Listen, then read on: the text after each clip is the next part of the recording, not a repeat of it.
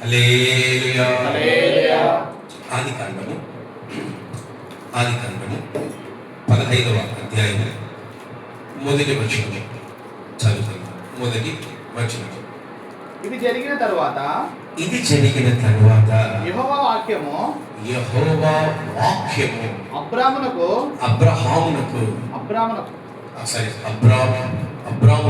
దర్శనమందు వచ్చి అబ్రామా భయపడకము, నేను నీకు కేడెము, నీ బహుమానము అత్యధికమగునని చెప్పాను. హల్లెలూయా. హల్లెలూయా. హల్లెలూయా. హల్లెలూయా. ఇలాంటి మాటలు మన జీవితంలో వస్తే వాళ్ళ సంతోషంగా, వాళ్ళ ఆనందంగా, వాళ్ళ సంతోషము, వాళ్ళ ఆనందం. ప్రపంచమంతా సేవకులు ఈ నాడిని పట్టుకునే ఉంటారు. ఏ నాడిని పట్టుకొని నడుస్తూ ఉంటారు ప్రపంచంలో సేవకులంతా తెలుసా? భయపడకనా? బైబిల్ పట్టుకొని సంతోషం. ఆ వాక్యం పట్టుకొని, ఎలాంటి వాక్యం పట్టుకొని, ఇలాంటి వాక్యాలు పట్టుకొని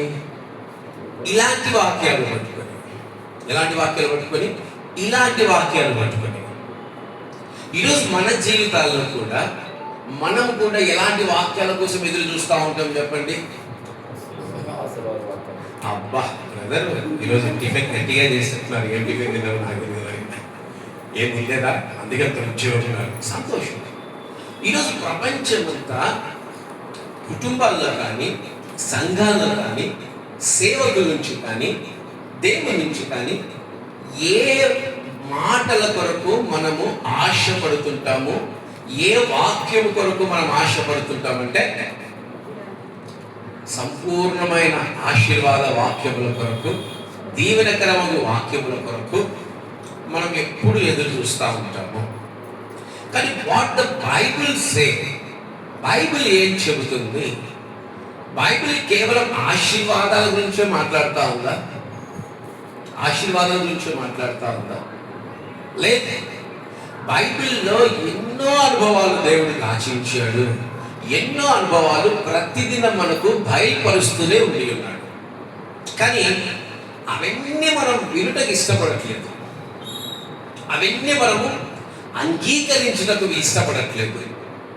మనకు ఏది అనుకూలమో వాటిని మాత్రమే మనం పికప్ చేసుకొని ఇక మిగతా వాటిని ఏం చేస్తున్నాము? తృణీకరిస్తున్నాం. వదిలేస్తే బాగుంటుంది. తృణీకరిస్తున్నాం. అయ్యే బాబోయ్, మాకు వద్దు, మాకు ఇలాంటి మాటలు వద్దు, ఇలాంటి అనుభవాలు మాకు వద్దు. ఈ ప్రపంచంలో సేవకులు కూడా సంఘాల్లో ఎలాంటి అనుభవాలు చెప్తున్నారంటే, ఎలాంటి మాటలు తెలియజేస్తున్నారంటే కేవలము ఆశీర్వాదపు మాటలే వస్తున్నాయి. ఎందుకు? ఆశీర్వాదపు మాట ఇంపైన సువాసన కలిగినది. గద్దింపు మాట దేవుడి నుంచి మనల్ని దూరపరిచేది. శిక్షతో కూడిన మాట చెప్పిన వాడికి, బోధించిన వాడికి దుఃఖపరచున్నది.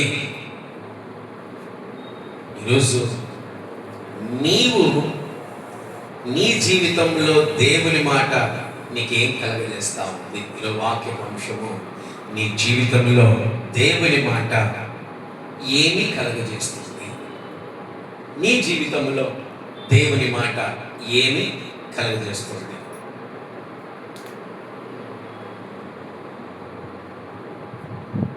రాసుకున్నారు అందరూ? హల్లెలూయా. హల్లెలూయా. హల్లెలూయా. హల్లే నా సైడ్ చూసేదానికి హల్లెలూయా చెప్తానే ఉంటాను. తలలు దించితే ఏమైతుంది తెలుసా? ఏమైతుంది? సాతాను నిన్ను బందీగా మారుస్తాడు. సేవకుడు మాట్లాడేటప్పుడు, సేవకుడు చెప్పేటప్పుడు మీ ముఖాలన్నీ ఎవరి వైపు ఉండాలా? సేవకుడి వైపు మాత్రమే ఉండాలి. బైబిల్ మళ్ళీ విచిత్రమైన మనస్తత్వాలు ఏంటంటే మనకి కుటుంబంలో 24 గంటలు సమయం ఉంటుంది బైబిల్ చదవడానికి. ఆహా, ఇక్కడికి వచ్చినప్పుడే తిరిగేస్తా ఉంటాం. మనం ఏం చేస్తుంటాం? తిరిగేస్తా ఉంటాం. అయ్యో, ఇంకా ఎన్ని లోతులు చేస్తున్నామో, ఎన్ని లోతులు చూస్తున్నామో అని తిరిగేస్తా ఉంటాం. కానీ అది మీ ఆత్మీయ జీవితానికి మంచిది కాదు. హల్లెలూయా, హల్లెలూయా. నీ జీవితంలో దేవుని వాక్యము ఏమి కలగజేస్తుందో ఒక్కసారి నువ్వు గ్రహించుకోవాలి. మంచి వాక్కు కొరకు నేను ఎక్స్ప్లెయిన్ చేయాల్సిన అవసరం లేదు. మంచి మాట కొరకు నేను చెప్పాల్సిన అవసరం లేదు. ఈరోజు మంచి మాట కొరకు చెప్పేవారు చాలా మంది ఉన్నారు. ఆశీర్వాదం మాట చెప్పేవారు చాలా మంది ఉన్నారు. సేవకుడట ఏ మాటలు చెప్పాలంట, ఇర్మియాలాగా కుండ బద్దలు కొట్టి మాట మాత్రమే చెప్పాలి. చాలామంది ఏదైనా ఒక వాక్యం చెప్పినప్పుడు అయ్యో వాళ్ళు దాని హృదయంలో బాధపడతారేమో, అలా చెప్పకూడదు, అలా చేయకూడదు. కానీ దేవుడి వాక్ అంటుంది కుండ బద్దలు కొడి చెప్పు. ఆయన మాటను ఎట్లా చెప్పాలంట? కుండ బద్దలు కొడి చెప్పాలి. నీకు నచ్చినా నీకు నచ్చకున్నా దేవుడి వాక్కు ఎలా ఉండాలి? కుండలు బద్దలు కొట్టినట్టే ఉండాలట. ఈరోజు మీకు తెలుసో లేదు, నేను చాలాసార్లు దేవుని దగ్గర సంతోషపడుతుంటా, కృతజ్ఞతాస్తుతులు చెల్లిస్తుంటా. మనం చూసింది ఒక తెలంగాణ చూసింటాము, ఒక ఆంధ్రప్రదేశ్ చూసింటాం మాటకు, లేదంటే సౌత్ ఇండియాలో కొంతవరకు చూసింటాం. ప్రపంచాన్ని చూసారా? అందులో నీరు ఎక్కడ ఉంటే క్రీస్తు అక్కడ ఉంటారు. క్రీస్తు మాట గుర్తుపెట్టుకోండి. నీరు ఎక్కడ ప్రవహిస్తే క్రీస్తు అక్కడ ఉన్నట్టే లెక్క. అంతమందిలో ఆయన వాక్కు కొరకు ఎదురు చూస్తూ గుండెలు బద్దలు కొట్టుకునే వాళ్ళు ఎంతమంది నాకు తెలుసా? మీకు తెలుసో లేదు తెలుసా? కొన్ని సంవత్సరాలు గుండెలు బద్దలు కొట్టుకునే వాళ్ళు ఉన్నారు ఆయన వాక్కు కొరకు. అది మంచైనా చెడైనా మాట మాత్రము సెలవిస్తే చాలు దేవా. అవును, మరి అంతమందిలో you are the special one for Jesus Christ. నువ్వు స్పెషల్ అయిన వ్యక్తివి, నువ్వు చాలా ప్రత్యేకమైన వ్యక్తివి. ఆయన నీతో మాట్లాడుతూనే ఉన్నాడు. నీకు తెలుసు, ఉదయం మొదలుకొని రాత్రి పడుకునేంత వరకు వాక్కు ద్వారా మాట్లాడుతున్నాడు, సేవకుల ద్వారా మాట్లాడుతున్నాడు, దర్శనం ద్వారా మాట్లాడుతున్నాడు, కళల ద్వారా మాట్లాడుతూ ఉన్నాడు, ఇంకా ఎన్నో ప్రవచనాల ద్వారా మాట్లాడుతూ ఉన్నాడు. ఈరోజు ఆయన మాట నీ జీవితంలో ఎలా ఉంది ఒక్కసారి నువ్వు గ్రహించుకోవాలి. దీన్ని బట్టి నీ ఆత్మీయ జీవితము ఎన్ని అనుభవాల గుండా వెళ్తుందో, ఒకవేళ ఇప్పుడు నేను చెప్పబోయే 7 అంశాలు నీ జీవితంలో ఉన్నాయేమో జాగ్రత్త, నీ బ్రతుకులో ఉన్నాయేమో జాగ్రత్త, సరి చేసుకోమని ప్రభు సెలవిస్తున్నాడు. ఆయన మాట ఎలా ఉండాలంట? సామెతల గ్రంథంలో ఆయన మాట ఎలా ఉండాలని చెప్తున్నాడు. ఇంకా మంచి మాట యేసయ్య గారు చక్కటి పాట కూడా రాశారు. చుట్టితేనే ధరల కన్నా యేసునామమే మధురం, యేసయ్య సన్నిధినే మరువజాలను. ఆయన మాట ఎలా ఉంటుందంట? చుట్టితేనే ధార కంటే మధురాతి మధురమైన మాటలు మనం స్వీకరించలేకపోతున్నాం. చాలా వరకు దేవుడు మాట్లాడుతుంటాం, తిట్టొద్దు ఈరోజు నరవద్దు. దేవుడి నుంచి ఎప్పుడు మనం ఎక్స్పెక్ట్ చేసేది ఏంటి? ఈరోజు నేను అడుగుతున్నాను, అందరికీ తల్లిదండ్రులు లేక ఎంతమంది పుట్టారు ఇక్కడ? ఎవరు పుట్టలేక? ఎవరు టెస్ట్ బేబీలు కాదు. తల్లిదండ్రులకు పుట్టిన వాళ్ళు అందరూ చెప్పండి నాకు, ఎన్నిసార్లు ప్రేమించబడ్డారు, ఎన్నిసార్లు తండ్రులు తిన్నారు, ఎన్నిసార్లు గద్దించబడ్డారు మీరు చెప్పాలి. చిన్నప్పటి నుంచి ఇప్పుడు దాకా ప్రేమించబడుతూనే ఉన్నారా? గద్దించలేదా? ఇప్పుడు మీ తల్లిదండ్రులు మిమ్మల్ని కొట్టలేదా? కొట్టలేదా? అంటే నిన్ను ప్రేమించేవాడు నిన్ను గద్దించడానికి ఇష్టపడుతున్నాడు, శిక్షించడానికి ఇష్టపడుతున్నాడు, అలాగే ప్రేమించడానికి కూడా. ఈరోజు తండ్రి తిట్టాడనో తండ్రి కొట్టాడనో చంపేస్తామా తండ్రిని? మనం తండ్రి దూరపరుచుకుంటాము. నాకు ఈ తండ్రి వద్దాం అనుకుంటాము. ఎంతమంది అనుకుంటున్నారో ఉన్నారు అట్లాంటి వాళ్ళు కూడా. తండ్రి కొట్టాడని తండ్రిని పడుకున్నప్పుడు కర్ర తీసుకుని కొట్టి చంపిన వాళ్ళు కూడా ఉన్నారు. అది సైతాను సామ్రాజ్యం, మన సామ్రాజ్యం. అంటే ఏంటి? ఈరోజు నీ జీవితంలో దేవుని మాట నీ జీవితంలో ఎలా ఉంటుంది అనేది ఒక్కసారి నువ్వు గ్రహించుకొని కనీసం ఈ దినం నుంచి అన్నా దేవుని మాట ఆశీర్వాదమే కాదు, దేవుని మాట గద్దింపు, దేవుని మాట శిక్ష అని ప్రతి ఒక్కరు తలంచుకొని ఆయన చెప్పే మాటలన్నింటినీ గ్రహించేవాళ్ళలాగా ఉండాలి. ఈరోజు చాలా మంది అపవాది యొక్క హృదయాన్ని ధరించుకొని అపవాదిని తన హృదయంలో ఉంచుకొని చాలా మంది దేవునికి విరోధమైన జీవితాన్ని జీవిస్తూ ఉన్నారు. దేవుడి రుచికరమైన మాటను చేదు అనుభవాల్లోనికి తీసుకెళ్తున్నారు.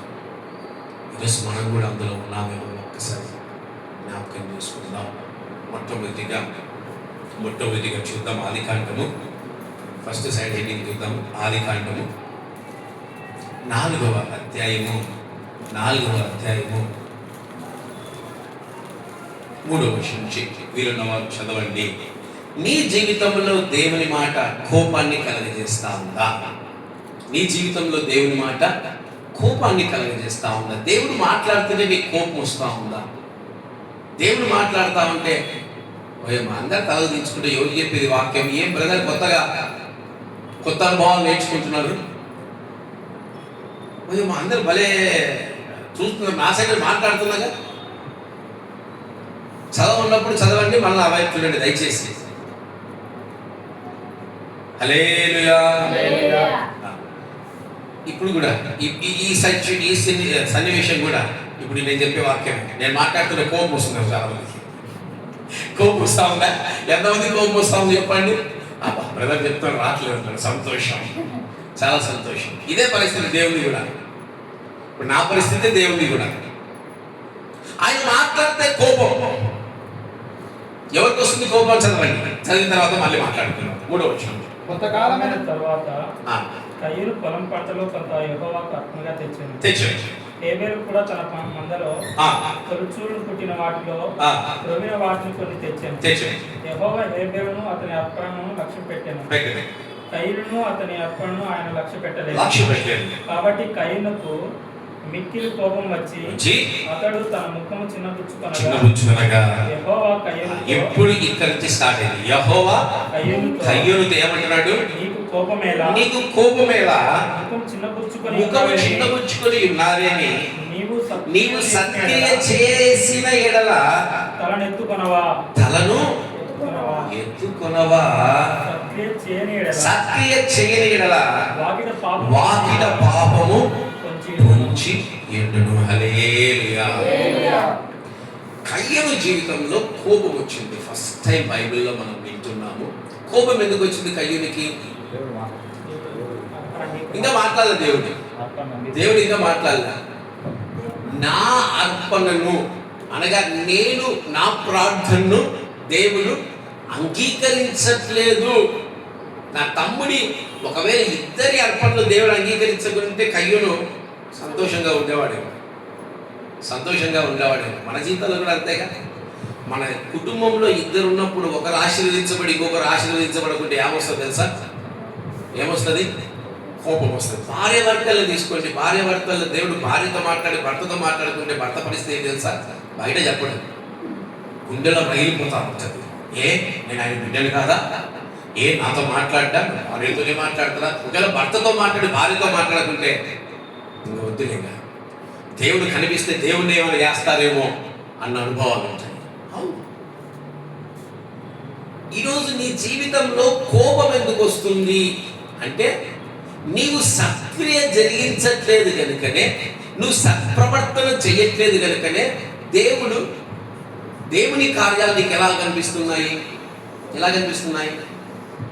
కోపాన్ని తెచ్చే కార్యాలుగా ఉంటూ ఉన్నాయి. ఆ కోపం వచ్చినప్పుడు దేవుడు అంటున్నాడు, నువ్వు ఎందుకు కోపడుతున్నావు అని దేవుడు అడిగితే ఆయన అంటున్నాడు, ఇంకా కోపడుతున్నాడు. దేవుడు మాట్లాడక మునుపు ఒక కోపాన్ని ధరించుకుంటే కయ్యూరు దేవుడు మాట్లాడిన తర్వాత అతని కోపం ఎలా పెరిగింది తెలుసా? ఎలా పెరిగింది? తన తమ్ముణ్ణి చంపేంత కోపం. ఇది నేను ఎక్కడ చూడలేదు, నిజంగా చూడలేదు. దేవుడి మాటను కోపంగా మార్చుకునే అనుభవం నిజంగా ఎంత ఘోరాతి ఘోరం కదా. నీకున్న కోపంలో దేవుడు నీతో మాట్లాడి నాయన నువ్వు మంచిగా బతుకు, మంచిగా జీవిస్తుంటే నీకు ఇంకా ఏమొస్తా ఉంది? నీకు ఇంకా ఏమొస్తా ఉంది? కోపం వస్తుంది. ఎంత దౌర్భాగ్యపు అనుభవం కదా ఇది. ఈరోజు మీ జీవితంలో కూడా చూడండి, మీ ఇంట్లో మీ తల్లిదండ్రులు ఏదన్నా మీకు నచ్చని, మీరు వారికి నచ్చని పని చేస్తే, అమ్మ అలా కాదు ఇలా అని గద్దిస్తే పిల్లలకి ఏమొస్తుంది తెలుసా? ఉన్న కోపానికి ఇంకా ఏమైపోతుంది? డబల్ తోసేయాల బంగాళాఖాతం. ఇక్కడ బంగాళాఖాతంలో ముంచేయాల, బాపట్లకు బ్యాండ్ వేసుకుపోయి ముంచిపడేయాలి. ఆయన మాట మధురం కదా, ఆయన మాట శ్రేష్టం కదా. ఆయన మాట్లాడితే చాలనుకునే వాళ్ళు ఈ ప్రపంచంలో ఉంటే, ఆయన మాట్లాడితే కోపం వస్తుందంటే మన బతుకులు ఎంత దౌర్భాగ్యమైన అనుభవాలు ఉన్నాయో ఒకసారి ఆలోచించుకుందాం. నువ్వు చేసేదే నీతిమాలిన పని, నువ్వు చేసేదే దేవునికి విరోధమైన పని, నువ్వు ఆలోచించేదే దేవునికి వ్యతిరేకమైన కార్యము. దాంతోపాటు ఆయన ఇంకా మాట్లాడే అలా కాదు ఇలా జీవించు అంటే ఇంకా నీకేమొస్తా ఉంది? ఎదుటివాన్ని చంపేయాలన్నంత కోపం. పాపము భార్యాభర్తలుగా ఉన్నప్పుడు భార్య కోపం వస్తే భర్తకి ఇబ్బంది, భర్త కోపం వస్తే భార్యకి ఇబ్బంది. లేక ఫస్ట్ సంతానం పుట్టిన వాళ్ళకి టార్చర్ ఇంకా ప్రపంచంలో నాకు తెలిసి ఎవరికి ఉండదు. ఎందుకు ఫస్ట్ సంతానానికి టార్చర్ తెలుసా? స్టార్టింగ్లో అలారం ముందుకుంటారు, పిల్లలు కొంచెం మాట్లాడి పెరిగే కొద్దీ భార్య భర్తలు కొట్లాడితే ఎవరికి శిక్ష పడుతుంది తెలుసా? ఎవరికి పడుతుంది? భార్య మరీ ఘోరం. నేను చూసిన అనుభవాలు. భర్తతో కొట్లాడితే ఎవరు తమ్ముడు పడుతుంది తెలుసా? భర్త తిరిగితే ఎవరు తమ్ముడు పడుతుంది తెలుసా? పాపం అన్యం పుణ్యం వెలిగిన చిన్న బిడ్డలు పడుతుంది.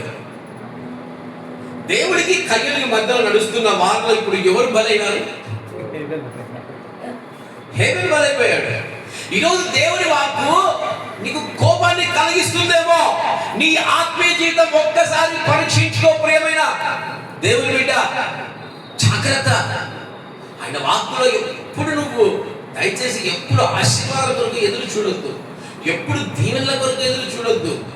ఆయన ప్రేమించే వారందరినీ గద్దించి శిక్షిస్తాను కనుక ఏం చేయాలంట? ఆసక్తి కలిగి మారుమనసుకోవాలంట. ఈరోజు దేవుడు నీతో మాట్లాడుతున్నప్పుడు నీ కోపం ఎందుకు వస్తా ఉంది? నీ కోపం వస్తుందంటే నీలో దేవుని కార్యాలు లేవు, కానీ అపవాది కార్యాలు నీలో బలంగా నాటబడ్డాయి. అందుకే కయ్యూను మొట్టమొదటిగా సంతానంలో శపించబడిన సంతానం. ఇట్లా శపించబడిన జ్యేష్ఠ సంతానం ఎలా ఉండాలండి? దీవెనకరంగాను ఆశీర్వకరంగా ఉండాలి. ఆదాము జ్యేష్ఠ సంతానం దేవునికి దేవుని పోగొట్టుకున్నాడు. అలాగే కయ్యూను జ్యేష్ఠ సంతానం ఆదాముకి ఏమైపోయింది? దీవెనలు. ఈరోజు నీ మాట, దేవుడి మాట నీకు ఎలా ఉండాలి? నిన్ను సరిచేసే మాటగా ఉండాలి. ఆయన మాట్లాడుతున్నారంటే కోపం వస్తూ ఉంది. చాలాసార్లు అంటాడు, మమ్మీ నువ్వు ఎక్కువ మాట్లాడదు. పిల్లలు ఆమె పాపం నవమాసాలు మోసి మోసి మోసి కని చిన్నప్పటి నుంచి పాలు ఇచ్చి రక్తాన్ని ధారపోసి చెమటలోడిచి తల్లి పెంచితే అయ్యగారులు పెద్దగా ఎత్తుంటే అమ్మగారులు పెద్దగా ఎత్తుంటే ఏమంటారు తెలుసా? మమ్మీ నీకేమి వీళ్ళందరినీ బంగాళాఖాతంలో కూర్చిపెట్టాలి. ఈడదాకా కూర్చాలి, ఏడాక ఈడదాకా కూర్చాలి. వాళ్ళు వచ్చి ఇలా నోట్లో కూర్చుంటారు. ఉప్పు నీళ్ళని దాటించాలి. దానికి ఆమె కడుపులో కొట్టి ఆమెకే తెలియదంటారు, తండ్రి కడుపులో కొట్టి తండ్రికే తెలియదంటారు. ఏమంటే ఇప్పుడు అప్డేట్ అయ్యాం. తండ్రి చిన్న మొబైల్ మాట్లాడుతుంటే వాడుతుంటే వీళ్ళు పెద్ద మొబైల్ వాడి అప్డేట్. తండ్రి ఆత్మీయ జీవితం బాగుంటాం, పెద్ద మొబైల్ వాడి ఆత్మీయ జీవితం ఎట్టుంటారు తెలుసా? ఈ మధ్య స్త్రీలు అప్డేట్ అయిపోయినారు. ఎట్లా తెలుసా? మా టీవీలో డిస్నీ హాట్స్టార్లో సీరియల్, ఆ టీవీలో వచ్చి లైట్ అయిపోతుందని హాట్స్టార్లో సీరియల్ చూడడం మొదలుపెట్టారు. వ్యాపారం చేసుకునే వారు శుభ్రంగా మొబైల్ పెట్టుకొని పొదరిళ్ళనో నా తలకాయిళ్ళనో ఇంకా ఇచ్చింటే ఏదో సీరియల్ ఉన్నాయి, చాలా ఉన్నాయి, ఒకటి కాదు. కార్తీక దీపం అంట. దీపాలు వెలిగించుకోండి దేవుడు అంటే కార్తీక దీపాలు వెలిగిస్తాను మనం. అప్డేట్. ఈరోజు ఎటుపోతా ఉంది మన ఆత్మీయ జీవితం? ఒకసారి జ్ఞాపకం చేసుకోవాలి. దేవుడు నీతో మాట్లాడితే నువ్వు సరి చేయాలి.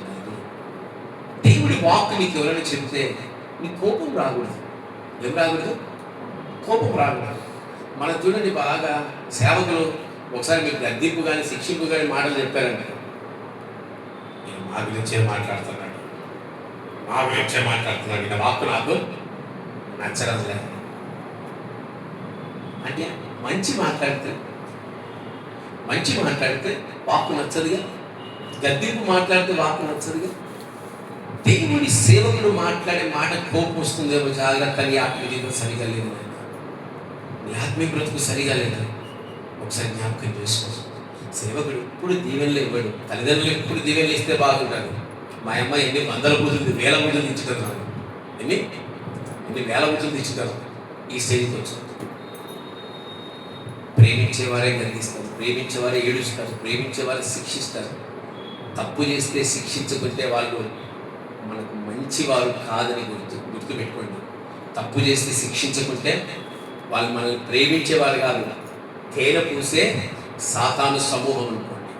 నువ్వు తప్పు చేసినప్పుడు నేను తిట్టేవాడే నిజమైన నేను ప్రేమించేవాడు, గుర్తుపెట్టుకోండి. నిర్గమకాండము 5వ అధ్యాయం 1వ వచనంలో, నిర్గమకాండము 5వ అధ్యాయం 1వ వచనంలో దేవుడు మాట్లాడితే కోపం వస్తుంది ఒక వ్యక్తికి. చదువు. తర్వాత మోసే అహరోనులు వచ్చి ఫరోను చూచి ఇశ్రాయేలు దేవుడు అయిన యెహోవా అరణ్యంలో నాకు ఉత్సవం చేయుటకు నా జనమును పోనిమ్మని ఆజ్ఞాపించుచున్నాడని. ఫరో, నేను అతని మాట విని ఇశ్రాయేలు పోనిచ్చుటకు యెహోవా ఎవడు?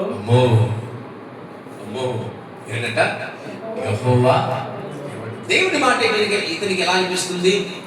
దేవుణ్ణే కోపం రేపి దేవుణ్ణే యెహోవా చూపించాడు. యెహోవా ఎవడంటే చూపించాడు, యెహోవా ఎవరో చూపించాడు, ఎట చూపించాడు? లాలించాడా, పాలించాడా? ఎట చూపించాడు? యెహోవా ఎవరో ఎన్ని? ఒకటి కాదు, 2 కాదు, 10 తెగుళ్ళు. దేశం వణికిపోయింది. అప్పట్లో బలమైన దేశం ఏమైపోయింది? వణికిపోయింది. అంతేగా. ఇప్పుడు మనం కూడా సంఘంలో ఉంటాం, బ్రదర్ దేవుని చూసినాంలే, ఎవడైతే నాకేమన్నాడు అంటున్నాం. సమయం ఇచ్చినప్పుడు ఏం చేస్తాడు కదా సార్, ఆ బ్రదర్ కూడా పొక్కుతాడు. ఏం చేస్తాడు? పొక్కేస్తాడు. చూపించాలిగా బ్రదర్ యొక్క బలం కూడా. చాలా సంఘాలు నడుస్తూ ఉన్నాయి. దయచేసి ప్రేమ దేవుని బిడ్డలారా, ఈరోజు ఆయన మాట నీకు కోపం తెప్పించే మాటగా ఉండకూడదు. అలా ఉంటుంది అంటే నువ్వు దేవునికి కిలోమీటర్ల దూరంలో ఉన్నావు అని అర్థం. ఎన్ని కిలోమీటర్స్? హైదరాబాద్ మందిరా, హైదరాబాద్ బాపట్ల, హైదరాబాద్ 11, హైదరాబాద్ ఒంగో. ఒకసారి పరీక్షించుకో. కోపం వస్తూ ఉందా? దేవుడితో మాట్లాడుతుంటే కోపం వస్తూ ఉందా? సేవకులు మాట్లాడుతుంటే కోపం వస్తూ ఉందా? జాగ్రత్త, నువ్వు దేవునికి దగ్గరగా లేవు. అవును. క్రీస్తు అనుభవం చూద్దాం ఒకసారి. మత్తయి సువార్త 26వ అధ్యాయం 64వ వచనం చదవండి. మత్తయి సువార్త 26వ అధ్యాయం 64వ వచనం చదవండి. క్రీస్తు అనుభవం చూద్దాం. పాపం ఆయన పరిస్థితి ఎలా ఉందో చూద్దాం. ఇది మొదలుకొని మనిషి కుమారుడు సర్వశక్తుని కుడి పార్శ్వమున కూర్చుంటయు ఆకాశ మేఘార్గుడై వచ్చుటయు మీరు చూతురని చెప్పగా, ప్రధాన యాజకుడు తన వస్త్రమును చింపుకొని వీడు దేవదూషణ చేసెను, మనకిక సాక్షులతో పని ఏమి? ఇదిగో ఈ దూషణ మీరెప్పుడు మీరిప్పుడు విన్నారు, మీకేమి తోచుచున్నదని అడిగాను. అందుకు వారు, వీడు మరణమునకు పాత్రుడనిరి. అప్పుడు వారు ఆయన ముఖం మీద ఉమ్మివేసి ఆయనను గుద్దిరి. కొందరు ఆయనను అరచేతులతో కొట్టి, క్రీస్తు నిన్ను కొట్టిన వాడు ఎవడని ప్రవచింపండి. ఇప్పుడు క్రీస్తు మాట వీళ్ళకి ఎలా ఉంది? క్రీస్తు మాట ఎలా ఉంది వీళ్ళకి? ఇదే మాట శిష్యులతో చెప్పాడు యేసయ్య. శిష్యులు ఎలా ఫీల్ అయ్యారు తెలుసా? నువ్వు క్రీస్తు అయ్యా, నిన్ను మేము నమ్ముతున్నాము, నీవంటే గొప్పవాడికి ఎవరు లేరన్నాడు. ఇదే మాట స్టెఫెన్తో చెప్పాడు యేసయ్య. ఇదే మాట స్టెఫెన్తో చెప్పాడు. స్టెఫెన్ ఉత్సాహంతో ఉల్లాసంతో ఉన్నాడు. ఇప్పుడు వీళ్ళు ఏం చేస్తున్నారు? ఇదే మాట వీళ్ళు విన్నప్పుడు ఏం చేస్తా ఉన్నారు? కోపముతో ఎవరిని కొట్టాడు తెలుసా? సాక్షాత్తు ప్రభు యేసుక్రీస్తు వారు. ఇదే మాట స్టెఫెన్ చెప్పాడు. ఎవరికి? ఇదే జనాంగానికి. స్టెఫెన్ ఏం చేశారు? రాళ్ళతో కొట్టడం పాటు ఏం చేశారు? చంపేశారు. దేవుని మాటని కోపం వస్తూ ఉందా? నీ ఆత్మీయ జీవితం ఎలా ఉందో జ్ఞాపకం చేసుకో. నీ ఆత్మీయ బ్రతికి ఎలా ఉందో జ్ఞాపకం చేసుకో. ఆయన మాటకు కోపపడద్దండి దయచేసి. ఆయన మాటకు కోపం తెచ్చుకోవద్దండి. సేవకులు మాట్లాడితే కోపం తెచ్చుకోవద్దండి. ఇంట్లో తల్లిదండ్రులు మాట్లాడితే కోపం తెచ్చుకోవద్దండి. భర్త మాట్లాడితే కోపం తెచ్చుకోవద్దండి. వినండి. ఫస్ట్ దేవుడి మాట చెప్పిన వారిపైన కోపడితే మీరు దేవుని బిడ్డలుగా జీవించినట్టే. మీరు దేవునికి చాలా దూరంగా ఉన్నట్టే, చాలా ఎడముగా ఉన్నట్టే, కల్వీని అనుభవాల్లో ఉన్నట్టే, పరిసయ్యులు సద్దికయ్యులు శాస్త్రుల అనుభవాల్లో ఉన్నట్టే, ప్రధాన యాజకుడైన కయ్యప్ప అనుభవాల్లో ఉన్నట్టే. కనుక మీరు ఒకవేళ ఇలాంటి అనుభవం, కోపం తెప్పించే అనుభవం, మీ జీవితంలో దేవుని మాటని కోపం తెప్పిస్తుందంటే నువ్వు చాలా దిగజారిపోయావని అర్థం. కనుక నిన్ను నువ్వే పరీక్షించుకొని ఏం చేసుకోవాలి? సరి చేసుకోవాలి. నేను దేవుని ఎప్పుడు అడుగుతూ ఉంటాను, దేవా నన్ను గద్దించినా మాట్లాడినాను, నన్ను కొట్టినా మాట్లాడినాను, నన్ను శిక్షించినా మాట్లాడు. నువ్వు మాట్లాడితే చాలు. ఏంటి మాట్లాడితే? శతాధిపతి వచ్చి ఏమంటున్నాడు? మాట మాత్రము. చూడు, నీ మాట కావాలి. ఎప్పుడు వాడుతూ ఉంటాగా ఆరాధనలో, నీ మాట చాలయ్యా, నీ మాట చాలయ్యా అంటాం. ఆయన మాట్లాడితే నీ మాట వద్దయ్యా, అది నాకు కఠినంగా ఉందయ్యా, నేనిలాగే బ్రతుకుతానయ్యా, వాళ్ళు ఆయన అడుగుతారు నా ఏసయ్యా. చాలా దౌర్భాగ్యమైన అనుభవాలమ్మా. ఇది ప్రతి ఒక్కరిలో ఏదో ఒక సమయమున అలా పలకరించిపోతూ ఉంటుంది. కనుక మనల్ని మనం సరి చేసుకుంటూ పరిశుద్ధాత్మ ఈ భూలోకంలో ఎవరము అనాథలం కాదు. ఎవరు ఒంటరి కాదు. మన కొరకు ఒక్కడున్నాడు. ఆ ఒక్కడి శక్తి మీరు చూడలేదు. ఈ ప్రపంచంలో అణుబాంబును సైతం అణిచివేసే శక్తి, ఆ శక్తి holy spirit of God is with you. నీతో ఉన్నాడు. హెల్ప్ తీసుకో, సహాయం తీసుకో. ఆయన సహాయం తీసుకొని నీ ఆత్మీయ జీవితాన్ని సరి చేసుకో. దేవుడిని హెచ్చరిస్తున్నాడేమో, జాగ్రత్త, నిజమైన నాలో ఉంది, నేను మార్చుకుంటాను. సేవకులు చెబితే ఏం చేయాలి? మార్చుకోవాలి. ఎదురు చెప్పకూడదు, ఎదురు వాదించకూడదు. అలా మీకు సేవకులు చెప్తే మీకు కోపం వస్తుందేమో, దేవుడు చెప్తే కోపం వస్తుందేమో, ఇంట్లో భర్త చెప్తే కోపం వస్తుందేమో, తల్లిదండ్రులు చెప్తే కోపం వస్తుందేమో. జాగ్రత్త, నువ్వు దేవుడికి చాలా దూరంగా ఉన్నావు. మొట్టమొదటిగా నీ జీవితంలో దేవుని మాట ఏం కలిగజేస్తుందో? మొట్టమొదటిగా కలిగజేస్తుందా? ఎంతమంది కలిగేస్తుందో మీ హృదయాలకు వదిలేస్తాను. రెండవదిగా చూద్దాం. ఇర్మియా గ్రంథము 42వ అధ్యాయము 5వ వచనము. ఇర్మియా గ్రంథము 42వ అధ్యాయము 5వ వచనం. అప్పుడు వారు ఇర్మియాతో ఇట్లనిరి, నిన్ను మా యుద్ధకు పంపి నీ దేవుడకు యెహోవా సెలవిచ్చిన ఆ మాటలను బట్టి మరుమాట లేకుండా మేము జరిగించని ఎడలా యెహోవా మా మీద నమ్మకమైన సత్యసాక్షిగా ఉండును గాక. మాకు మేలు కలుగునట్లు మేము మన దేవుడైన యెహోవా మాట వినువారమై అది మేలుకే గాని కీర్కే గాని మేము ఆయన యుద్ధకు నిన్ను పంపు విషయంలో దేవుడైన యెహోవా సెలవిచ్చు మాటలకు విధేయులమగుదుము.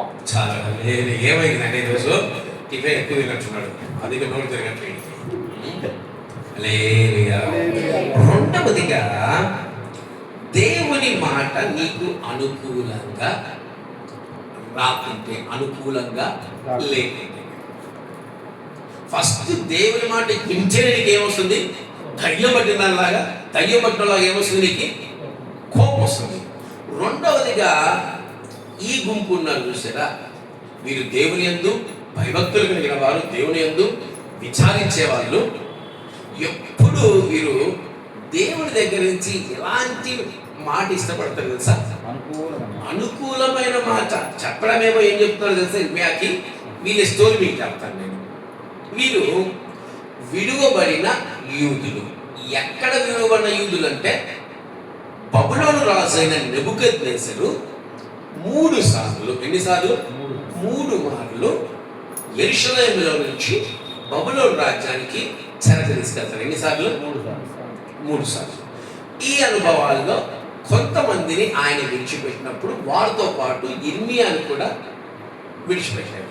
ఇర్మియాను కూడా ఏం చేశాడు? విడిచిపెట్టాడు. ఇప్పుడు వీళ్ళు ఏం చేస్తున్నారు? ఈ గుంపు ఇర్మియా తడుతున్నారు, ప్రవక్తలు కదా, దయచేసి విచారణ చేయండి. మేము ఇక్కడే ఉండాలన్నా లేదంటే ఐగుప్తుకి వెళ్ళిపోవాలా? ఇప్పుడు మనసంతా వీళ్ళకి ఎక్కడికి పోవాలని తెలుసా? ఎక్కడికి పోవాలంది? ఐగుప్తుకు పోవాలని ఉంది. కావాలంటే మీరు ఇక్కడ చూడొచ్చు, దేవుడు మాట్లాడే మాట 18వ వచనంలో మీరు చూడొచ్చు. 16 వచనం. మీరు భయపడుచున్న ఖడ్గము అక్కడను ఐగుప్తు దేశంలోనే మిమ్మును తరిమి పట్టుకొనును. మీకు భయము కలుగజేయు శామము ఐగుప్తులోనే మిమ్మును తరిమి కలుసుకొనును. అక్కడనే మీరు చత్తురు. మీ కోరికంతా ఏంటి? బబులోన్లో ఉంటే మేము చచ్చిపోతాం. ఇంకా మళ్ళీ ఒకసారి వస్తాడు నెబుకద్నెజరు, మళ్ళా మమ్మల్ని చంపేస్తాడు. కనుక ఇప్పుడు ఎక్కడికి పారిపోవాలి? మేము ఐగుప్తుకు పారిపోవాలి. వీళ్ళ ఆశ, వీళ్ళ మనసులో ఉంది.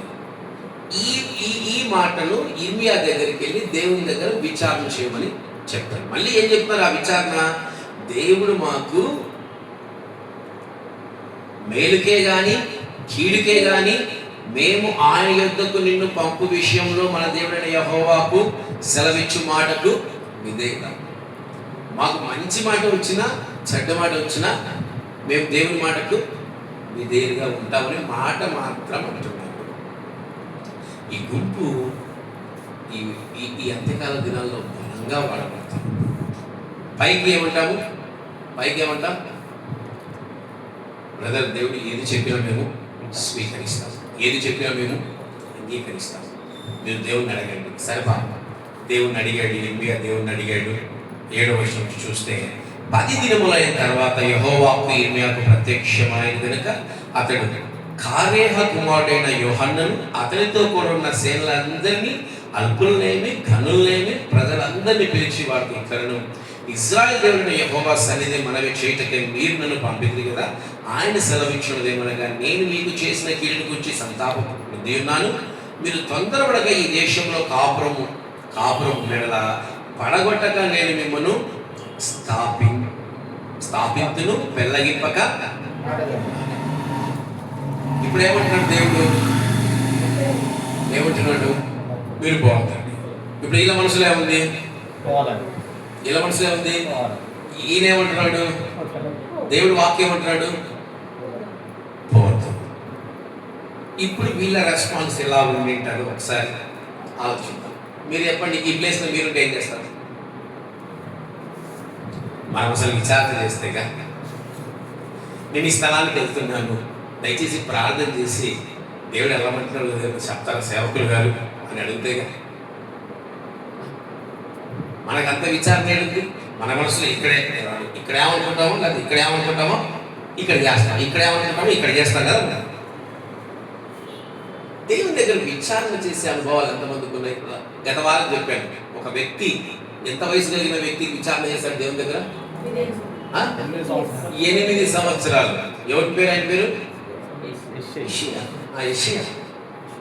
8 సంవత్సరాల వాళ్ళు దావీదు వలె విచారణ చేస్తా ఉన్నాడు. బా అని అన్నాడు మహానుభావుడు. పరలోకానికి వెళ్ళినప్పుడు కలుస్తాయి.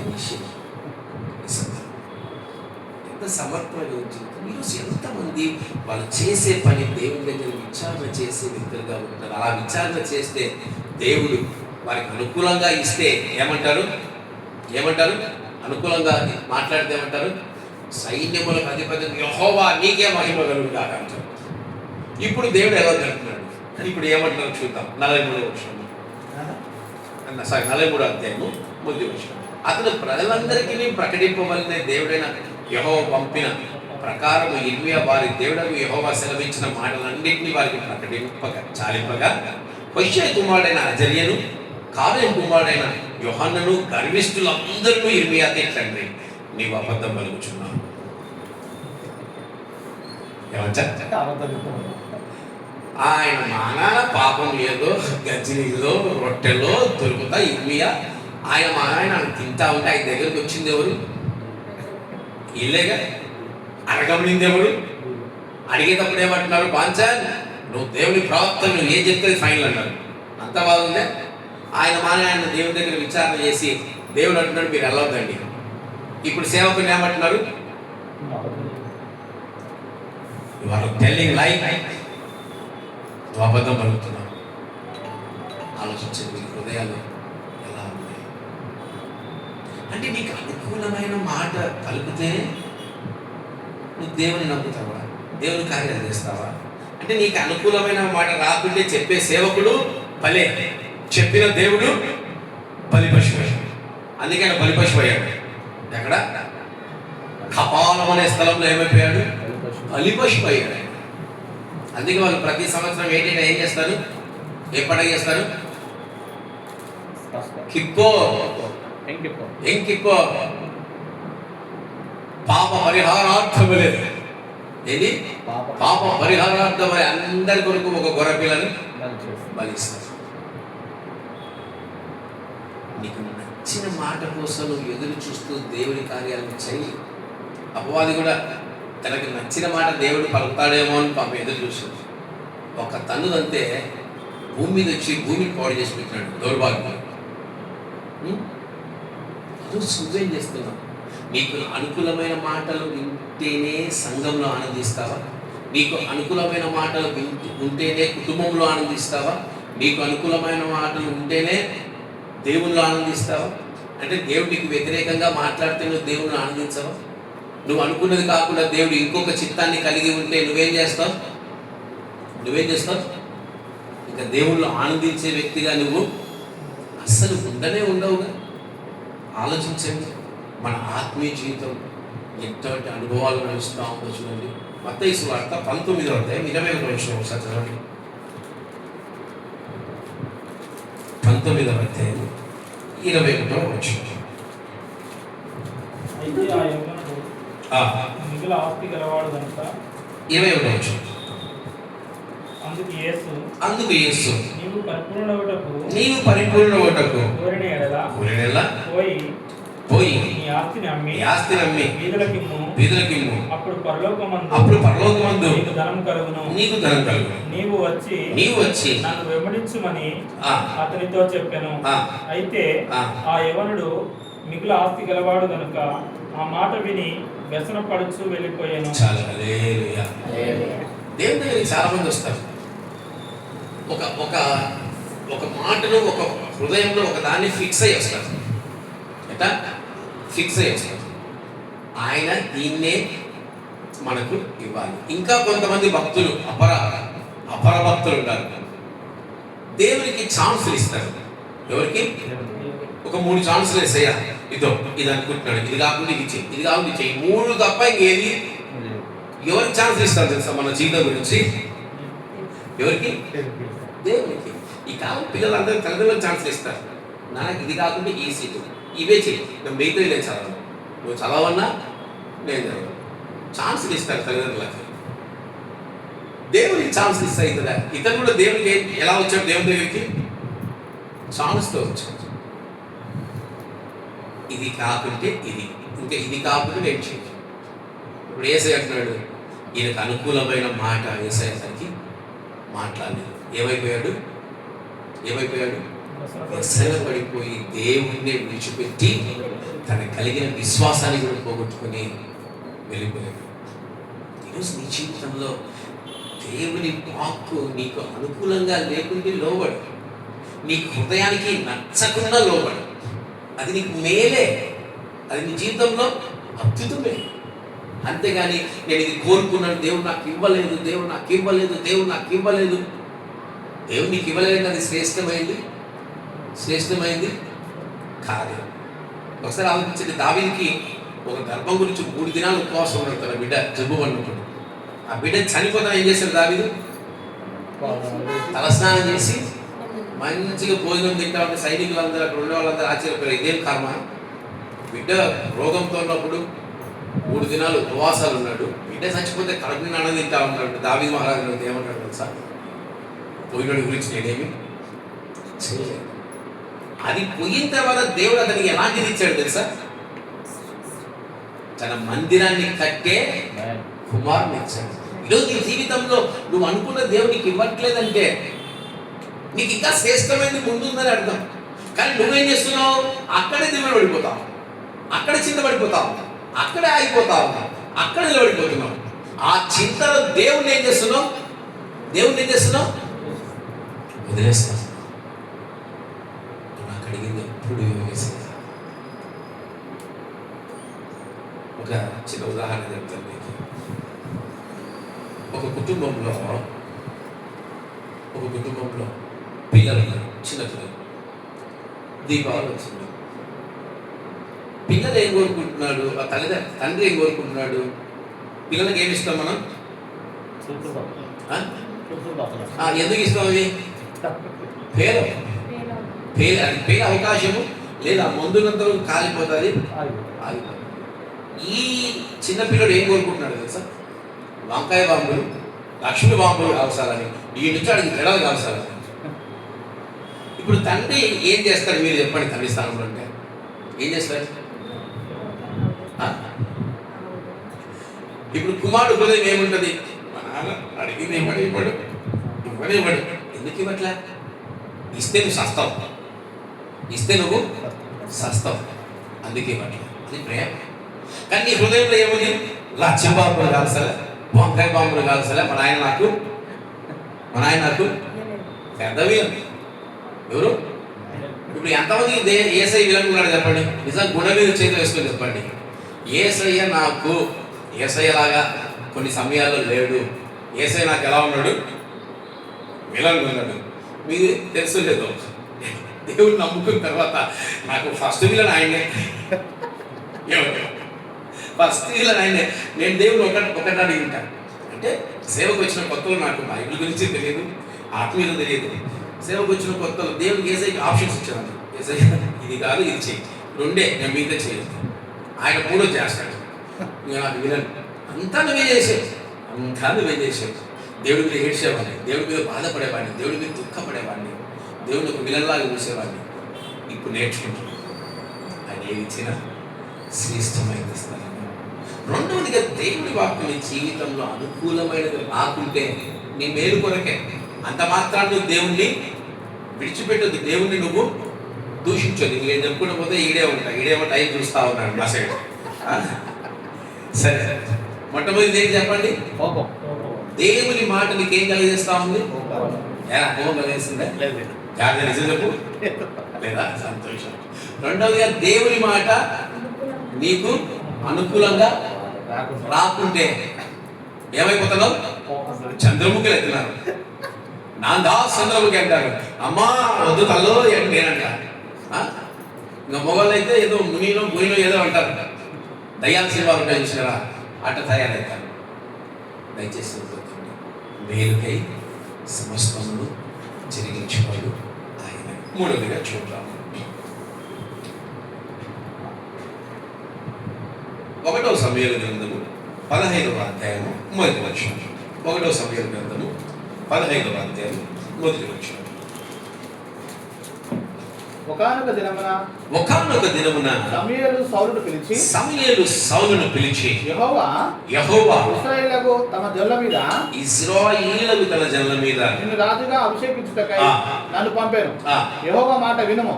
సైన్యములకు అధిపతి యెహోవా సెలవిచ్చినది ఏమనగా, ఎవరి మాట వినాలంట? సైన్యములకు అధిపతి యెహోవా మాట వినుము.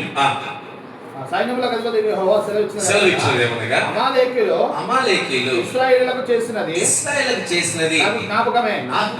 వారు ఐగుప్తు నుండి రాగానే అమాలేకులు వారికి విరోధులై మార్గమందు వారి మీదికి వచ్చింది కదా. కాబట్టి నీవు పోయి కనికరింపక అమాలేకీయులను హతము చేయొచ్చు, పురుషులనేమి, స్త్రీలనేమి, బాలులనేమి, పసిపిల్లలనేమి, ఎద్దులనేమి, గొర్రెలనేమి, ఒంటలనేమి, గార్ధబొమ్మలనేమి అన్నిటినీ హతము చేసి వారికి కలిగేదంతా ఈ బుద్ధిగా పాడు చేసి అమాలేకీయులు నిర్మూలము చేయమని చెప్పు. మూడవదిగా దేవుని మాట విని నెరవేర్చకుంటే, దేవుని మాట విని నెరవేర్చకుంటే, మనం దేవుని మాట వినమంటే బలపిస్తారు, తెగ వింటాం.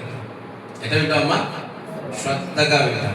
నెరవేర్చే దగ్గరికి వచ్చేసరికి ఏమైపోతుంది తెలుసా? ఏమైపోతుంది?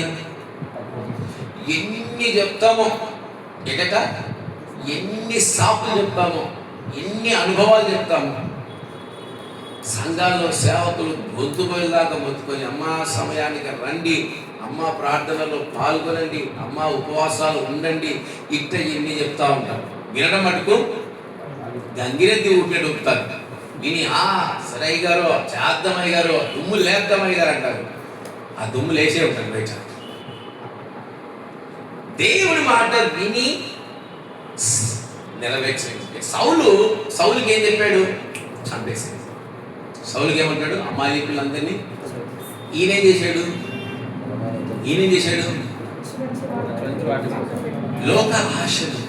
దేవుని మాట విని ఎందుకు నెరవేర్చరు? ఇది మనం జ్ఞాపకం చేసుకోవాలి. దేవుని మాట శ్రద్ధగా వింటారు, అందరూ శ్రద్ధగా వింటారు.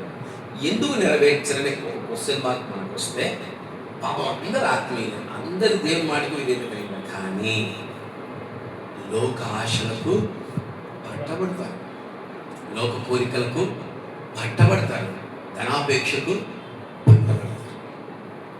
సౌలు నిజంగా నాకు ఆశ్చర్యం చేసేది. ఒక రాజు అంటే ఒక దేశానికి అధిపతిగా, ఆ దేశంలో ఉండే గొడ్లు గిడ్లు అన్నీ ఈయన సొత్తేగా. ఈయనకేం తక్కువ ఉంటుందా? అట్లాంటిది అమాలేకీయుల గొడ్లను చూసి ఆశపడ్డమేంటి? దేవుడు చెప్పిన మాట నెరవేర్చకపోవటం ఏంటి? ప్లస్ మనం కూడా అంతే. మన జీవితాల్లో దేవుడు చెప్పి ఆత్మీయంగా మీరు ఎదగండి, ఆత్మను పొందుకోండి, దేవుని కార్యాలు చెయ్యండి, మీ పిల్లలు భయభక్తులతో నడిపించండి, ఇలా ఎన్నో చెప్తాడు. కానీ మనం ఎందుకు నెరవేర్చలేకపోతున్నాము? ఎందుకు? మనలో లోక ఆశలు, లోక తలంపులు ఇవి మనల్ని అడ్డగిస్తా. ఇదో దేవుని మాట మనం నెరవేర్చలేకపోతున్నాము అంటే దానికి గల కారణం మన హృదయమే, మన ఆత్మీయ అనుభవాలే. ఈరోజు నువ్వు ఎలా జీవించాలి, ఈరోజు నువ్వు ఎలా బ్రతకాలి, ఎలా నడవాలి, దేవుడు చెప్పిన మాట నువ్వు చెప్పినట్టు నువ్వు చేయాలి. కానీ చేయలేకపోతున్నామంటే, యెరోబాము ఇశ్రాయేలుకు మొట్టమొదటి రాజు, 10 గోత్రాలకు మొట్టమొదటి తన స్వార్థం కోసము దేవుడు చెప్పిన మాట చెయ్యక షిమ్యోనులో, బేతేలులో ఏం నియమించాడు? పందికొక్కులు పెట్టి ఇదే యెహోవా అన్నాడు. దీనికంటే దౌర్భాగ్యము. ఆయన హృదయం ఎంత తల్లడిల్లిపోయింది కదా. మనల్ని బాగా అందంగా ఉంటాం కదా. ఇప్పుడు దానియాలు తీసుకున్నాం, చూడడానికి ఎలా ఉన్నాడు? సౌందర్యంగా అందంగా ఉన్నాడు. మరి పందిమూతలు అన్నాం అనుకో, వాడికి ఏమనిపిస్తుంది? కుక్కబోతాడు అంటాడు. అంటారు కదా, ఏమి అంటవలే, మన కాదు ఎవరిని అంటావు. అంటే బాగా సౌందర్యంగా ఉన్న వాళ్ళని మనము పందులతో, కుక్కలతో పోలిస్తే ఎలా ఉంటుంది? మహిమగల దేవుణ్ణి పంది కుక్కలతో పెట్టి, ఇది దేవుడు అంటే ఒక పెద్ద మనిషి అంటాడు, దూడం చేసి ఇదే దేవుడు అంటే, ఆయన కోపం కాక ఏమొస్తుంది చెప్పండి? కోపం కాక ఏమొస్తుంది? ఆలోచించండి ఒకసారి. ఈరోజు దేవుని మాట వినేవారిగా ఉంటున్నారు, కానీ దాన్ని నెరవేర్చేవారిగా ఉండలేకపోతున్నారు. దాన్ని జరిగించేవారిలాగా ఉండకపోతున్నారు. దేవుడు నీకు పని చెప్పాడు, ఈ పని నువ్వు చేయి. ఎందుకు చేయలేకపోతున్నావు? నీలో ఆ పని చేయడానికి తగిన జీవితము లేదు. దేవుడి మాట నీ జీవితం ఎంతకాలం, దేవుడి మాట నువ్వు నెరవేర్చిన వ్యక్తిగా ఉంటున్నావు. దేవుడి మాట నీకు ఎన్నిసార్లు చెప్పినా నువ్వు గ్రహించలేని వ్యక్తులు మానేస్తాడు. ఆయన వాక్కు లేకుండా మనం ఏమైపోతాం తెలుసా? ఎండిన ఎముకల లోయలోని ఎముకలమై కమ్మును. ఆయన వాక్యములను బ్రతికిస్తుంది. ఎందుకు ప్రతి ఆదివారం పునరుద్ధరణ దినం ఎందుకు వాక్యం చెప్తారు? సేవకులు చెప్పండి ఎందుకు? నీలో ఎండిపోయిన అనుభవాలు చిగురించాలని, నిన్ను నువ్వు సరి చేసుకోవాలి, నిన్ను నువ్వు బాగు చేసుకోవాలి. మీకు తెలుసు లేదు, నేను సిఎస్ఐ బ్యాక్గ్రౌండ్ నుంచి వచ్చేవాడిని. నేను జువారి సిమెంట్స్లో కడప ఎర్రగుంటలో 4 years వర్క్ చేశాను. మాకు ప్రతి ఆదివారం మందిరానికి, ఎటువంటి పరిస్థితుల్లో ఉన్న మందిరానికి వెళ్ళటం అలవాటు. నాకు చిన్నప్పటి నుంచి ఏమో నాకు తెలియదు, కానీ ఆ విశ్వాసమో ఏమో మా తల్లిదండ్రులు నేర్పించడం ద్వారా కానీ వెళ్తున్నానంటే ఇంట్లో ప్రార్థన చేసుకుని చెప్తాను, నువ్వు నాతో మాట్లాడు, ఎట్లా నువ్వు నాతో మాట్లాడు. నేను ప్రతి వారం పోతే నాకు చక్కగా మాట్లాడు. సేవకుడు చెప్తా ఉంటే నన్ను ఆనందం వస్తుంటుంది, నన్ను సేవకుడు తిడుతూ అనుకో సంతోషం వస్తూ ఉంటాను. ఎందుకు తెలుసా? నువ్వు ఇంకా నాతోనే ఉన్నావు, నా గురించి ఆలోచిస్తున్నావు, నువ్వు తిడుతున్నావు, నన్ను బాగుపరచాలని చూస్తున్నావు. ఇంతకంటే మన జీవితంలో ఆనందమేమో. నువ్వు దేవుడు ఈ పని నువ్వు చేయరా అంటే చేయలేని పరిస్థితిలో ఉంటే ఎంత దౌర్భాగ్యం కదా. మీకే ఉన్నాం సంఘంలో, నేను ఉన్నాను, బ్రదర్ పెద్ద మనిషి, బ్రదర్ మీరు ఈ పని చేయండి అని చెప్పాము. ఇప్పుడు ఆయన చేయలేకపోతే దాని పరిస్థితి ఏంటి? ఇప్పుడు అది చేయకపోవడానికి ఎన్నో కారణాలు చెప్తాడు. మా ఇంట్లో నీళ్ళు వచ్చాయో, బట్టలు ఉతికామో, కుండలు తోమాము, వ్యాపారం చేసాము, అలసిపోయాము. సౌలు కూడా కారణాలు చెప్తున్నాడు. నేను తీసుకోలేదు, సైనికులు చెప్పారు, అందుకే అది తీసుకున్నాను. ఎన్నో కారణాలతో మిగిలిపోతుంది.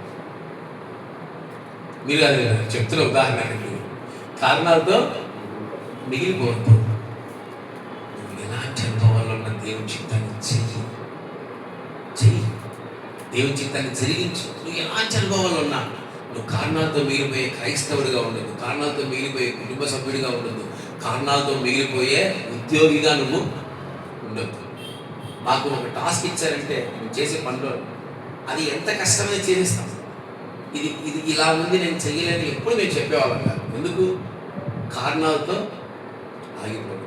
మనకి ఇచ్చిన పని మనం చేయాలి. ఈరోజు క్రీస్తు నీకు ఏ పని ఇచ్చాడు, క్రీస్తు ఏం బాధ్యత నీకు ఇస్తున్నాడు, క్రీస్తు నీకు ఏం చెప్పాడు, అది ఎందుకు నువ్వు నెరవేర్చలేకపోతున్నావు ఒకసారి నువ్వు జ్ఞాపకం చేసుకో. ఆయన మాట ఎందుకు నువ్వు జరిగించలేకపోతున్నావు జ్ఞాపకం చేసుకో. దానికి గల కారణము నీ జీవిత అనుభవాలే, నీ లోక ఆశలే, నీ లోక కోరికలే. ఇది పరలోకానికి నేను వెళ్ళకుండా ఆపేస్తుంది, సంఖ్యలు వేసేస్తుంది, బంధకాలు వేసేస్తుంది.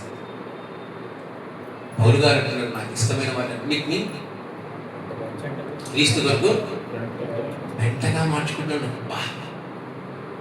వెంటగా మార్చుకుంటాడట ఆయన. ఈరోజు ఎంతమంది తమ ఇష్టాన్ని వెంటగా మార్చుకుంటున్నారు? ఎప్పుడు నా కోరిక తీరాలా, నా ఆశ నెరవేరాలా, నా ఇష్టం జరగాల, అంతే కదా మనం అనేది. ఈరోజు దేవుని ఇష్టం జరగాలని ఎంతమంది ఆశపడుతున్నారు, ఎంతమంది కోరుకుంటున్నారు? జ్ఞాపకం చూసుకున్నారు, ఆలోచించండి.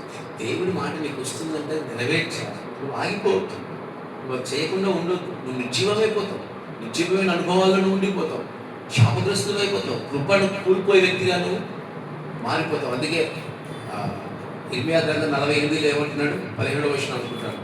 ఏమంటున్నాడు? యెహోవా కార్యమును శ్రద్ధగా చేయవారు శాపగ్రస్తులు. జ్ఞాపకం చేసుకోండి.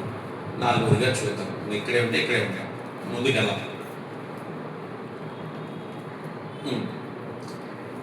ఇర్మియా గ్రంథము 26వ అధ్యాయం 20వ వచనం. ఇర్మియా గ్రంథము 26వ అధ్యాయం 20వ వచనం.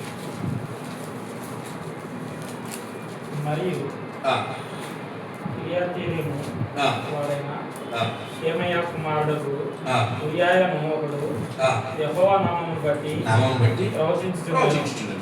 అతడు ఇర్మియా చెప్పిన మాటల రీతిని ఈ పట్టణమునకు విరోధముగా ఈ దేశమునకు విరోధముగా ప్రవచించెను. రాజైన యెహోయాకీమును అతని శూరులందరూ అతని మాటలు వినిన మీదట రాజు అతని చంపజూచుచుండగా దాన్ని తెలుసుకొని భయపడి పారిపోయి ఐగుప్తు చేరెను. అప్పుడు రాజైన యెహోయాకీము అక్బోరు కుమారుడు ఎల్నాతాను అతనితో కొందరిని ఐగుప్తునకు పంపారు. ఐగుప్తులో ఊరియాను తీసుకుని వచ్చి రాజైన యెహోయాకీము చేర్చగా అతడు ఖడ్గముతో అతన్ని చంపి సామాన్య జనమును సమాధిలో అతన్ని కళేబరంలో వేయించాను. హల్లెలూయా. నాలుగోదిగా దేవుని మాట నీకు దుఃఖాన్ని కలగజేస్తుందా? దేవుని మాట ఇక్కడ ఎవరికి దుఃఖాన్ని కలగజేస్తుంది? ఈ వచనంలో దేవుడి మాట ఎవరికి దుఃఖాన్ని కలగజేస్తుంది? రాజైన యెహోవా కీలుకి. దేవుడి మాట దుఃఖాన్ని కలగజేస్తే మనం ఏం చేయాలి? మనకు దుఃఖాన్ని కలగజేస్తుంది, మనం ఏం చేయాలి?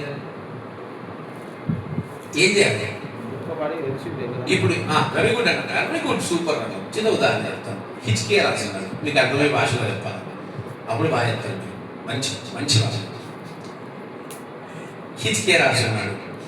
ఇప్పుడు హిజ్కియా దగ్గరికి యెషయా ప్రవక్త వచ్చి ఏం చెప్తున్నాడు? ఎన్ని దినాల్లో చనిపోబోతున్నాం.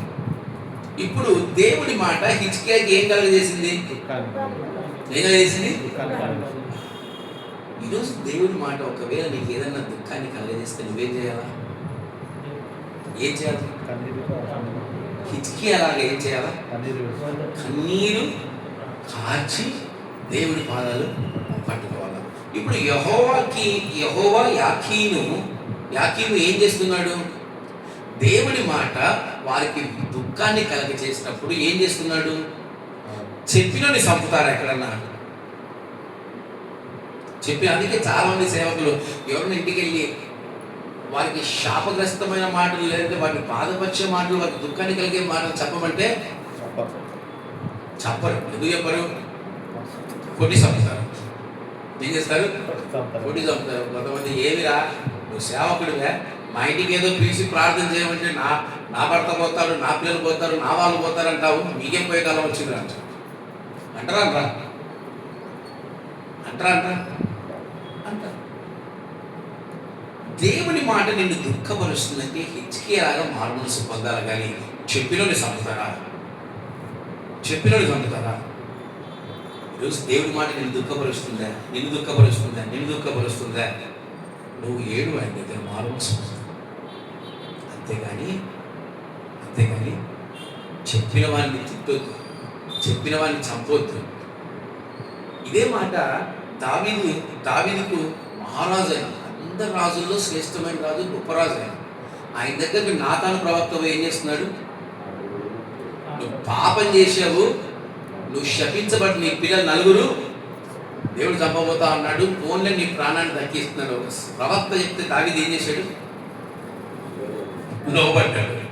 లోబడి అవునయ్యా నిజమే, నా యెహోవా దగ్గర నేను మనవి చేసుకున్నాను. చంపేశాడా? యెహోవా కీలులాగా చంపేశాడా? నేను రాజు నీ ఇష్టం వచ్చినట్టు చెప్తా ఉన్నాడా? లేదు. ఈరోజు ఒకవేళ దేవుడి మాట నిన్ను దుఃఖపరుస్తుందేమో. ఎందుకు దేవుడి మాట నిన్ను దుఃఖపరుస్తుంది? దేవుడి మాట మనల్ని మనం విరోధంగా జీవించినప్పుడు, ఇజ్రాయేలు విరోధంగా జీవించి ఆయన ఎంత బాధపరిచారంటే, ఎంత వేదన పరిచారంటే నిజంగా అసలు మనం ఎవ్వరం ఊహించలేము. కావాలంటే ఈ మాట ఇర్మియా గ్రంథం 3వ అధ్యాయం 14వ వచనం. ఇర్మియా గ్రంథం గట్టిగా భ్రష్టులకు పిల్లలారా తిరిగి రండి, నేను మీ యజమానుడును. ఇదే యెహోవా. ఇప్పుడు దేవుని వాక్కు ఏమని పిలుస్తుంది? ఏమంటుంది? భ్రష్టుడా ఏమంటాడు? ఏమన్నాను అనుభవిస్తున్నాను. ఆయన దేవుడు ఎంత ఘోరంగా, మీరు కావాలంటే ప్రకటన చూడవచ్చు. క్రీస్తు, నేను ఎప్పుడు క్రీస్తు అలాంటి మాటలు మాట్లాడడం ఏంట? ఏం మాటలు ఉన్నాయి? దౌర్భాగ్యం అని తెలియక, దరిద్రం అని తెలియక, పనికిమాలడు అని తెలియక నువ్వే గొప్ప చేసుకుంటావు. ప్రకటన 3వ అధ్యాయం. నువ్వే నీతివంతులు అనుకుంటున్నావు, జాగ్రత్త. ఈ క్రీస్తు నుంచి ఈ మాటలు నేను ఎప్పుడు వినలేదమ్మా. ప్రకటన నేను ఎప్పుడు వినలే ఇచ్చటి మాటలు. ఈరోజు అలాంటి దుఃఖపరిచే మాట నీకు ఎందుకు వస్తుంది? దేవుడు ఎందుకు ఇస్తున్నాడు? నీ ఆత్మీయ జీవితం సరిగా లేదు, నీ ఆత్మీయ జీవితము మంచిగా లేదు, నువ్వు నీకు దుఃఖపరిచినప్పుడు దేవుడు నువ్వు మారు. దావీదులాగా, హిజ్కియాలాగా. నూతన నిబంధనలో చాలామంది ఉన్నారు మారు మనస్సు పొందిన వాళ్ళు. ఎవరు చెప్పండి? ఒక స్త్రీ వచ్చి ఆయన పాదాలు పట్టుకుంది. ఒక వ్యభిచారి వచ్చినప్పుడు దేవుడు ఉంటున్నాడు, మా అంటున్నాడు. ఈరోజు ఇలాంటి జీవితము, ఇలాంటి స్థితి మనలో ఎందుకు లేదు? దేవుడు వాక్కు నేను దుఃఖపరిస్తే చివరాత్రి ఎవరు జీవితం తెలుసా? సాక్షాత్తు దేవుణ్ణి తీర్చడానికి కూడా మనము వెనకాలకు. ఈరోజు మన ఆత్మ జీవితం ఎలా ఉండొచ్చు? ఈరోజు దుఃఖకరమైన మాటలు నీ జీవితంలో దేవుడు ఇస్తున్నాడేమో, నేను దుఃఖపరుస్తున్నాడేమో, ఆయన వాక్కుని దుఃఖపరుస్తుందేమో. వాసన తెలియని నువ్వు దేవుని దగ్గర పశ్చాత్తాపడు. దేవుని పాదాలు నువ్వు పట్టుకో. నేను ఒకసారి దేవునికి విరోధంగా పనిచేసినప్పుడు నువ్వు నా సన్నిధానం నిలబడడానికి నువ్వు అయోగ్యుడు లేచి వెళ్ళిపోవాలన్నాను. ఆయన అన్నాడు, నేను ఆడే కూర్చొని గడుస్తున్నాను పోనని చెప్పిన. అలానే సయ్యాలి, క్షమించేసాడు. ఎందుకు క్షమించాడు? లేచిపోయింటే అయిపోయింది నా కథ. ఈరోజు మీకు వాక్యం చెప్పేవాడిని కాదు, పనిలో అని అమ్ముకునేవాడిని. బస్ స్టాండ్ కూడా రైల్వే స్టేషన్లో కాంటాక్ట్ కింద చేరి పల్లీలు అమ్ముకు. దేవుడి సన్నిధానాన్ని, దేవుడి సేవ చేయాల్సిన సేవ చేయకుంటే పల్లీలు అమ్ముకోవాల్సిన బతుకులే. సాక్షాత్ చెప్తున్నాను, పల్లీలు అమ్ముకునే జీవితాలు. ఆయన పని చెయ్యాలంటే చెయ్యాలంతే, సంబంధం లేదు. ఈరోజు దేవుడు తిట్టాడని, దేవుడు మనల్ని కలిశాడని ఆయన సన్నిధానం నుంచి మనం వెళ్ళిపోదామా? నన్ను అసలు నా సేవ చేయాలని నన్ను పనికిరామన్నాడు. నన్ను నేను ఏడి కూడా నువ్వెంత ఉండడు అని కొడుకుని నేను అంత ఉండే అని చెప్పి సాడే కూర్చొని ఏడుస్తా ఉన్నాను. క్షమించాడు. ఈరోజు సేవ పెట్టాడు. ఈరోజు దేవుడు మనల్ని దుఃఖపరుస్తే అది మారు మనసు కోసం. ఈరోజు ఎంతమంది దేవుని ద్వారా దుఃఖపరచబడుతున్నప్పటికీ ఇంకా దేవునికి విరోధంగా జీవిస్తున్నారు. యెహోవా ఇంకా దేవునికి వ్యతిరేకంగా బ్రతుకుతున్నారు. ఒకసారి మీ హృదయాలు మీరే పరీక్షించుకోండి. 5వదిగా చూద్దాం. 5వదిగా యెషయా గ్రంథము యోహాను సువార్త 6వ అధ్యాయం 60వ వచనం. యోహాను సువార్త 6వ అధ్యాయం 60వ వచనం. 6వ అధ్యాయం. అనేకులు ఈ మాట విని ఇది కఠినమైన మాట, ఇది ఎవడు వినగలడని చెప్పుకునేది.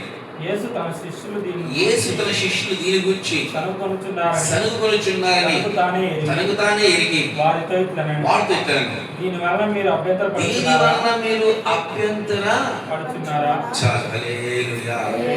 5వదిగా దేవుడి మాట నీకు అభ్యంతరకరంగా ఉందా? దేవుడి మాట నీకు అభ్యంతరకరంగా ఉందా? ఇక్కడ ఏం అభ్యంతరకరమైన మాట అన్నాడు ఆయన చెప్పండి? యోహాను సువార్త మీకు ఆరాధ్య అందరికీ తెలుసు. ఏముంటుంది దీంట్లో? వెరీ గుడ్ రాదానియలో, వెరీ గుడ్. ఏంటి నేను చెప్తా, నా శరీరం తినకండి ఏమంటారు మీరు? మీరందరు ఖర్చుకున్న నోరు పెద్దగా తింది ఇంట్లో అన్నా రెడీ ఉన్నాను నేను. ఇదిగో ఈ గుండె కోసుకుంటాను, నాకు నీ గుండె కావాలంటాడా? అంతేనా? అంతే. నా రక్తాన్ని తాగండి. ఈ మాట అంటే ఏమంటారు? మేము నరవాంస పక్షకులమా? బైబిల్ చెప్తున్న సత్యం దేవుడి మాట అభ్యంతరకరంగా నీకు ఉంటుందా అంటే నువ్వు ఆత్మ లేని వాడవని అర్థం. ఆత్మ ఫలములు ఫలింపలేని వాడవని అర్థం. ఎందుకు చాలా మందికి ఆయన ఉపమాన రీతిగా చెప్పాడు? ఎందుకు ఉపమాన రీతిగా చెప్పాడు చెప్పండి? వాళ్ళు ఆత్మ లేదు. యెషయా గ్రంథం 6వ అధ్యాయంలో శాపము అప్పటికి ఇప్పటికీ నడుస్తూ ఉంది. ఇంకా చాలా మందికి వాక్యం చదివితే వాక్యం అర్థం కాదు, వాక్యం లోతు అర్థం కాదు. సేవకు ఏదైనా చెప్పారనుకో దాన్ని లోతు గ్రహించదు. మా గురించే అన్నాడు, మాతోనే అన్నాడు, మమ్మల్ని అన్నాడు. అవును, ఎందుకు చెప్పాడు, ఏం చెప్పాడు, దాని లోతులు ఏంటి, దాని గ్రహింపు ఏంటి? అనుకూలమైన వాక్యం వస్తే ఏమి చెప్తాడు మా సేవకుడు, వాక్యం అసలు అదిరిపోతుంది అంటాడు. వాళ్ళకు ప్రతికూలమైన వాక్యం వచ్చిందనుకో, ఆయన వాక్యమే కాదు, ఎట్లా ఆయనకు వాక్యమే కాదు, అసలు ఆయన చెప్పే వాక్యం నాకు నచ్చవు. నీ ఆత్మీయ జీవితం ఎట్టుందయ్యా, ఎట్టుందమ్మా, అమ్మ ఎట్టుందయ్యా? దేవుడి కొన్ని మాటలు నీకు అభ్యంతరకరంగా నీ జీవితంలో ఉంటున్నాయంటే దాని లోతులు నువ్వు గ్రహించలేని వ్యక్తిగా ఉంటున్నావు. శరీరం తినమంటే ఆయన శరీరం కోసుకుని ఉంటామా? రక్తం తాగమంటే ఆయన రక్తం తాగుతామా? ఆలోచించండి. కాదు, అది ప్రతీకగా, అది ప్రతీక. దాన్ని శిష్యులు గ్రహించలేని వ్యక్తులుగా ఉంటున్నారు. దేవుడు ఏ విధంగా ఇప్పుడు అబ్రహాం జీవితం తీసుకోండి, ఎవరి జీవితము? అబ్రహాం జీవితం తీసుకోండి, అన్నమ్మ జీవితం తీసుకోండి, రాహేల్ జీవితం తీసుకోండి. ఒక లేట్ అనుభవాన్ని దేవుడు వాళ్ళకి ఇచ్చాడు, అవునా కదా? కానీ దాన్ని గ్రహించే అనుభవాలు మనకు రావాలి. గ్రహించే ఆయన చిత్తం మనం తెలుసుకోవాలి. ఈరోజు లోతులు తెలుసుకోవాలి. దేవుడు నాతో ఏం మాట్లాడుతున్నాడు, ఎలా వాడుకోబోతున్నాడు, ఎలా నన్ను ఉంచబోతున్నాడు. ఈరోజు అందుకే వాక్యపు లోతులు చాలామంది ప్రకల కింద గురించి చెప్తారు. సంఘము శ్రమల గుండా పోతుందంట. ఎవడు చెప్పాడు సంఘం శ్రమల గుండా పోతుంది? ఇప్పుడు చాలా మంది అడగండి, అంటే చాలా వాక్యాలు ఏంటంటే ఎప్పుడు యూట్యూబ్లో నొక్క అని చెప్తారు. సంఘం ఎట్లా పోతుందంట? సంఘము దీంట్లో ఫస్ట్ క్లాస్ ఉంది, సెకండ్ క్లాస్ ఉంది, థర్డ్ క్లాస్ ఉంది. సంఘం సార్వత్రిక సంఘం ఎన్ని క్లాసులు ఉన్నాయి? ఫస్ట్ క్లాస్ ఏంటి? రహస్య రాకడ, శ్రమలు ఉండవండి. ఇప్పుడు అనిపించే శ్రమలే, ప్రత్యేకమైన శ్రమలు. రెండోది సెకండ్ క్లాస్, విడవబడిన గుంపు. వీరికి శ్రమలు ఉంటాయి, 3.5 సంవత్సరాలు ఉంటాయి, భయంకరమైన శ్రమలు. ఇక లాస్ట్ గుంపు అక్కడెక్కడెక్కడెక్కడెక్కడ ఎవరు ఉంటారు? వీళ్ళందరూ ఎలియా, హనోకు వీరికి వాక్యాన్ని బోధించినప్పుడు ఎక్కడో కొంతమంది పట్టబడి వారు రక్షణలోకి వస్తారు. చివరాక ఇది 3. కానీ మన సేవకులు చెప్పేది ఏం తెలుసా? సంఘం 3.5 సంవత్సరం శ్రమలో కూడా పోవాలంటారు. ఇలా నీకు శ్రమలు పెట్టాలి. ముందు మోకాల అనుభవం చేసి 48 గంటలు చేసి వాక్యాన్ని బోధిస్తూనే ఉంటారు. తప్పుడు గురించి అంటే వాక్యపు లోతులు తెలియకుండా మాట్లాడకూడదు. అందుకే యాకోబు భక్తులు ఏమంటున్నాడు? తొందరపడి సేవకులుగా కావాలి. ఎందుకు? నీకు సేవకుడి అనుభవాలు లేకుంటే, సేవకుడి లోతులు తెలుసుకోలేకపోతే, వాక్యపు అనుభవాలు లేకుంటే, వాక్యపు రీతిగా నువ్వు జీవించలేకపోతే నువ్వు పాడు కావడం కాకుండా కొన్ని వందల మందిని పాడు చేస్తున్నారు. ఇప్పుడు చాలామంది సంఘాల్లో నేను చెప్తున్నారు, మీరే చూస్తుంటారు. దాని ఏమంటారు? ప్రసాదము తినొచ్చు. తినొచ్చా? నిజంగా తినొచ్చా? చెప్పండి. యాగంది తినకూడదని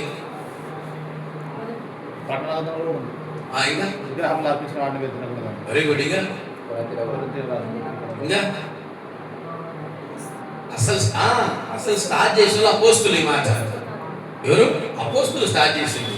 పేతురు గారు చెప్పాడు, విగ్రహాలు అర్పించిన వారిని తినద్దు, అపోస్తుల కార్యాలను తినద్దు. కానీ మన సేవకులు ఏం చెప్తారు? ప్రార్థన చేసి అన్నీ తినొచ్చు. మరి వాక్యం అంటే వాక్యము సంబంధం లేదు. Every person has his own Bible. ప్రతి ఒక్కరికి వాళ్ళ ఓన్ బైబుల్ ఉంది. ఇదే చెప్తున్నారు, ఈడ అనిపిస్తే ఈడ చేస్తా, ఈడ అనిపిస్తే ఈడ చేస్తా.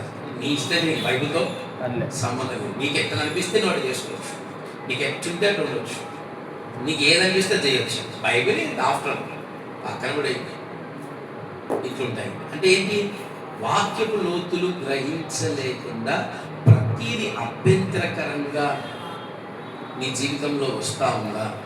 నువ్వు దేవుడిని అడుగు, దాని లోతులు తెలుసుకో. క్రీస్తు నడవడం అంటే గుర్తుపెట్టుకోండమ్మా, పైన నడిచేది క్రైస్తత్వం కాదు, లోపలికి తొంగి చూస్తూ ఇరుకు మార్గంగా ఉండేదే క్రైస్తత్వము. ఈ లోతులు తెలుసుకోవాలి. పౌలు గారు అంటున్నారు తెస్సలోనిక రాష్ట్ర పత్రికలో, మీరు చీకటి సంబంధులు కాదు, మీరు వెలుగు సంబంధులు, మీకు అన్నీ తెలుసు. నీ ఇంతకు మించి గొప్పదాన్ని ఏం కాదు, ఇంకా నాకేం తెలియదు, ఇంకా నీ చీకట్లో అంట, చీకటి బతుకుతా అంటే ఎవడేమి చేయలేదు. అందుకే దేవుని వాక్కు అభ్యంతరకరము మీ జీవితంలో అయితా ఉందా? మీరు ఆత్మీయంగా చనిపోయిన వారు కనుక వాక్యం రోజులు గ్రహించుకోండి. 6వదిగా చూద్దాం. 7 నుండి 7 ఉంటాం. 6వదిగా ఆదికాండం 16వ అధ్యాయం మొదటి వచనం చూడకుండా చెప్పాలి. ఎవరుంటారు? చంపేస్తారు. 22 అమ్మా, 21 కాదేమో, 22 ఏమో, పరిశోధన 22 సంపూర్ణ 16 ఏముంటుందండి? అబ్రహాము శారా గురించి, ఇంకొక ఆమె గురించి ఉంటాడు. నవ్వు గురించి కాదు, బంగారు ముగ్గురు వ్యక్తుల గురించి ఉంటారు. మొట్టమొదటిగా ఇక్కడ మెయిన్ లీడింగ్ రోల్ ఎవరు తెలుసా?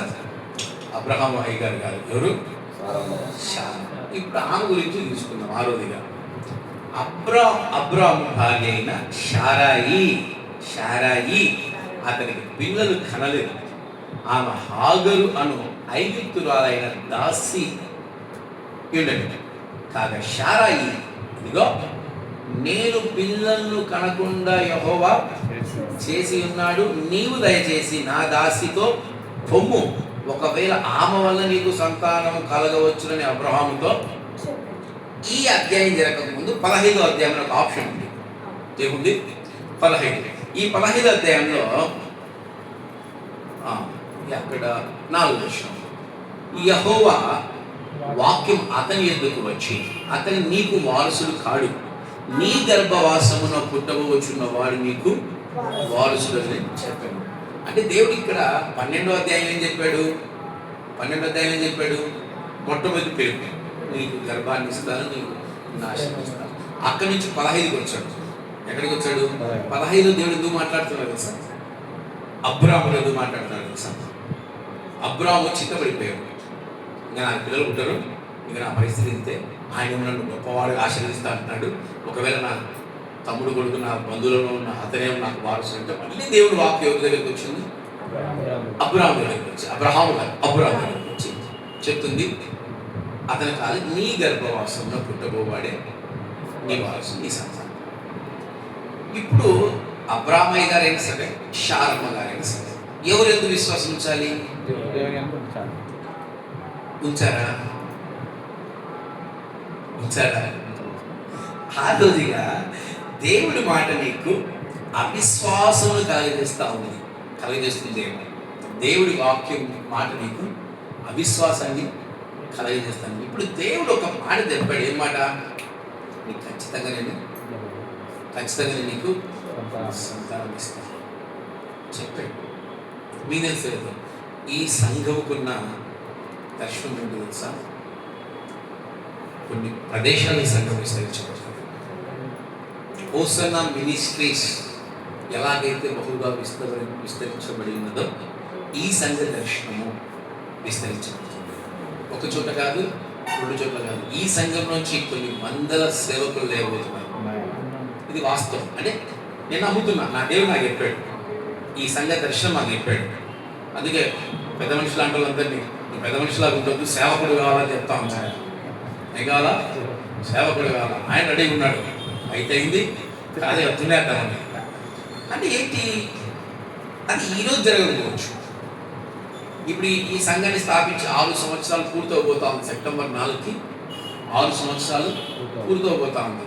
మరి దర్శనం నెరవేర్చబడిందా? ఇల్లే ఎక్కడ చూసినా ఏం కనిపిస్తుంది? ఖాళీ కనిపిస్తుంది. అంత మాత్రాన దేవుడి మాట నిరర్ధకం అయిపోతుందా? అంత మాత్రాన దేవుడి మాట జరగకుండా ఉంటుందా? నెవర్. నా దేవుడు చెప్పారంటే నేను నమ్ముతున్నా, జరిగి తీరుతుంది. ఇప్పుడు ఈ అమ్మ ఏమంటుంది? కనకుండా చేసింది ఎవరంట? దేవుడే చేసిన కనకుండా. అదే దేవుడు చెప్తాను, నీకు పిల్లల్ని ఇస్తాను, నీకు ప్రవక్తల్ని ఇస్తాను, నీకు గర్భాన్ని తెలుస్తాను, నీ కడుపులో వచ్చే గర్భము ప్రపంచాన్ని ఏలే గర్భము, దేవుని సేవకుల్లో ఉత్తమమైన గర్భం అని దేవుడు చెప్పుకుంటానే వస్తుంది. చెప్తున్నాడు ఎవరికి? శారమ్మకు చెప్తానే ఉన్నాడు. కానీ ఇప్పుడు ఏమేమంటుంది? దేవుడు నాకు పిల్లని కలపడం చేసినాడు, నా దాసితో పో. ఇక్కడ ఆప్షన్ ఈ కాలంలో నేను బాగుండేదేమో, బహుశా లేకపోయా అంటే అన్నారు కానీ వినడానికి బాగుందని అంటావా? అవిశ్వాసం. అవిశ్వాసం ఏం చేసింది? అబ్రహాము కూడా నోరు మూయించింది. మనం ఎక్కడ చూసాం, ఒక యూట్యూబ్లో ఒక షార్ట్స్లో చూసాం. సింహం వచ్చి ఒక స్త్రీ పలకరిస్తా ఉంటే ఆడసింహం వచ్చే మగ సింహాన్ని ఏం చేస్తా ఉంది? జంతువులకు కూడా ఆ బాధ తప్పలేదంట. అబ్రహామే కూడా దాని నుంచి బయట వెళ్ళకపోయాడు. ఆయనకు భార్య అంటే అమితమైన ప్రేమ. ఎంత ప్రేమ? అమితమైన ప్రేమ భార్య అంటే. అందుకు ఆ భార్య కోసము దేవుడి మాటను కూడా అవిశ్వాసంగా ఆయన కూడా అంగీకరించింది. అంతేగా దేవుడు అంటున్నాడు, ఆగర్ని చేసుకోమని దేవుడు చెప్పాడు. మీరు చెప్పాడు. ఈరోజు భార్య మాట ఏం చేస్తుందో? ఏం చేస్తున్నా? హాగర్ని చేసుకుంటుంది. అందుకే హాగర్ని శార తగినప్పుడు దేవుడు ఏమంటాడు తెలుసా? ఆ రోజు నీ భార్య మాట్లాడలో ఈ రోజు కూడా నీ భార్య మాట్లాడు. ఆయన మహిమగల దేవుడే, సత్యవంతుడు ఆయన.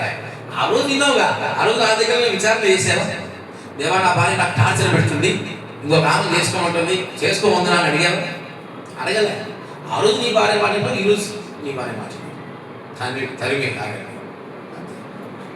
అంటే దేవుడు నిన్ను విశ్వాసంలోకి నడిపించాలనుకుంటా ఉంటే నువ్వు ఎలా నడుస్తా ఉన్నావు? శారమ్మ ఎంత పెద్ద పని చేశారు. దేవుని ఎందుకు విశ్వాసం ఉంచలేకపోయింది కనుకనే దేవుని వాక్కు పిల్లలు పుడతారమ్మా నీకంటే ఆమె జీవితంలో ఏం కలిగింది తెలుసా? ఏమైంది? నవ్వు. యాడైతే అవిశ్వాసం చాలా చెడ్డది. విశ్వాసం లేకుండా దేవునికి ఇష్టలైనట అసాధ్యం. విశ్వాసాన్ని మనం ఎప్పటికప్పుడు మనం ఏం చేసుకోవాలి తెలుసా? సరి చేసుకుంటూనే ఉండాలి. మన విశ్వాసాన్ని పెంపొందించుకోవాలి. 30 60 100 మన విశ్వాసాన్ని మనము పెంచుకోవాలి. ఈరోజు దేవుడు మన జీవితంలో ఇస్తాడు. నాకు ఓయమ్మ నాకు కారు ఇస్తాడు, బంగ్లా ఇస్తాడు, స్థలాలు ఇస్తాడు, పొలాలు ఇస్తాడు. నాకు చెప్తున్నాను ఏమి లేవు. ఇప్పుడు ఈడ్స్ కొడితే ఏమి లేవు అంటే ఇప్పుడు దేవుడు నాకు ఏదని ఫిక్స్ అయినా నేను లేదు, ఇస్తాడు తగిన సమయంలో. అందుకే ఫిలిప్పీయులకు రాసిన పత్రికలో ఆయన బలిష్టమైన చేతి కింద మన దీనమనస్సు ధరించుకుంటే తగిన సమయం ముందు ఆయన ఇస్తాడు. తగిన సమయం రావాలి. అంత ఆత్మీయ జీవితం మనకు ఉండాలి. దాన్ని కాపాడుకునే అనుభవం మనకు ఉండాలి. రాజ్యాన్ని ఇచ్చాడు, రాజుగా ఇచ్చాడు. రాజుకు సంతానం ఎవరు తెలుసా? రాజుకు సంతానం ఎవరు చెప్పండి? ఎవరు రాజు సంతానం రా? ఒక రాజు సంతానం ఎవరు? ప్రజలు. ప్రజలు. దావీదు కాపాడుకోలేకపోయాడు. తన ప్రజల్లో ఒక వ్యక్తిని చంపేశాడు తన సుఖం కోసం. కనుక అవిశ్వాసం ఆ రోజుగా ఏముండకూడదు. 7వ చెప్పి ముగిస్తాను. ఇప్పుడు చెప్పండి. మొట్టమొదటిగా మళ్ళీ పోదాం, మర్చిపెట్టారు. మొట్టమొదటిది ఏంటి? నీ జీవితంలో దేవుని వాక్కు నీకేం కలగజేస్తా ఉంది? మొట్టమొదటిగా కలగజేస్తుందా? జాగ్రత్త. కలగజేసిందంటే ఇల్లే పోయినట్టే. రెండవదిగా దేవుని మాట నీకు అనుకూలంగా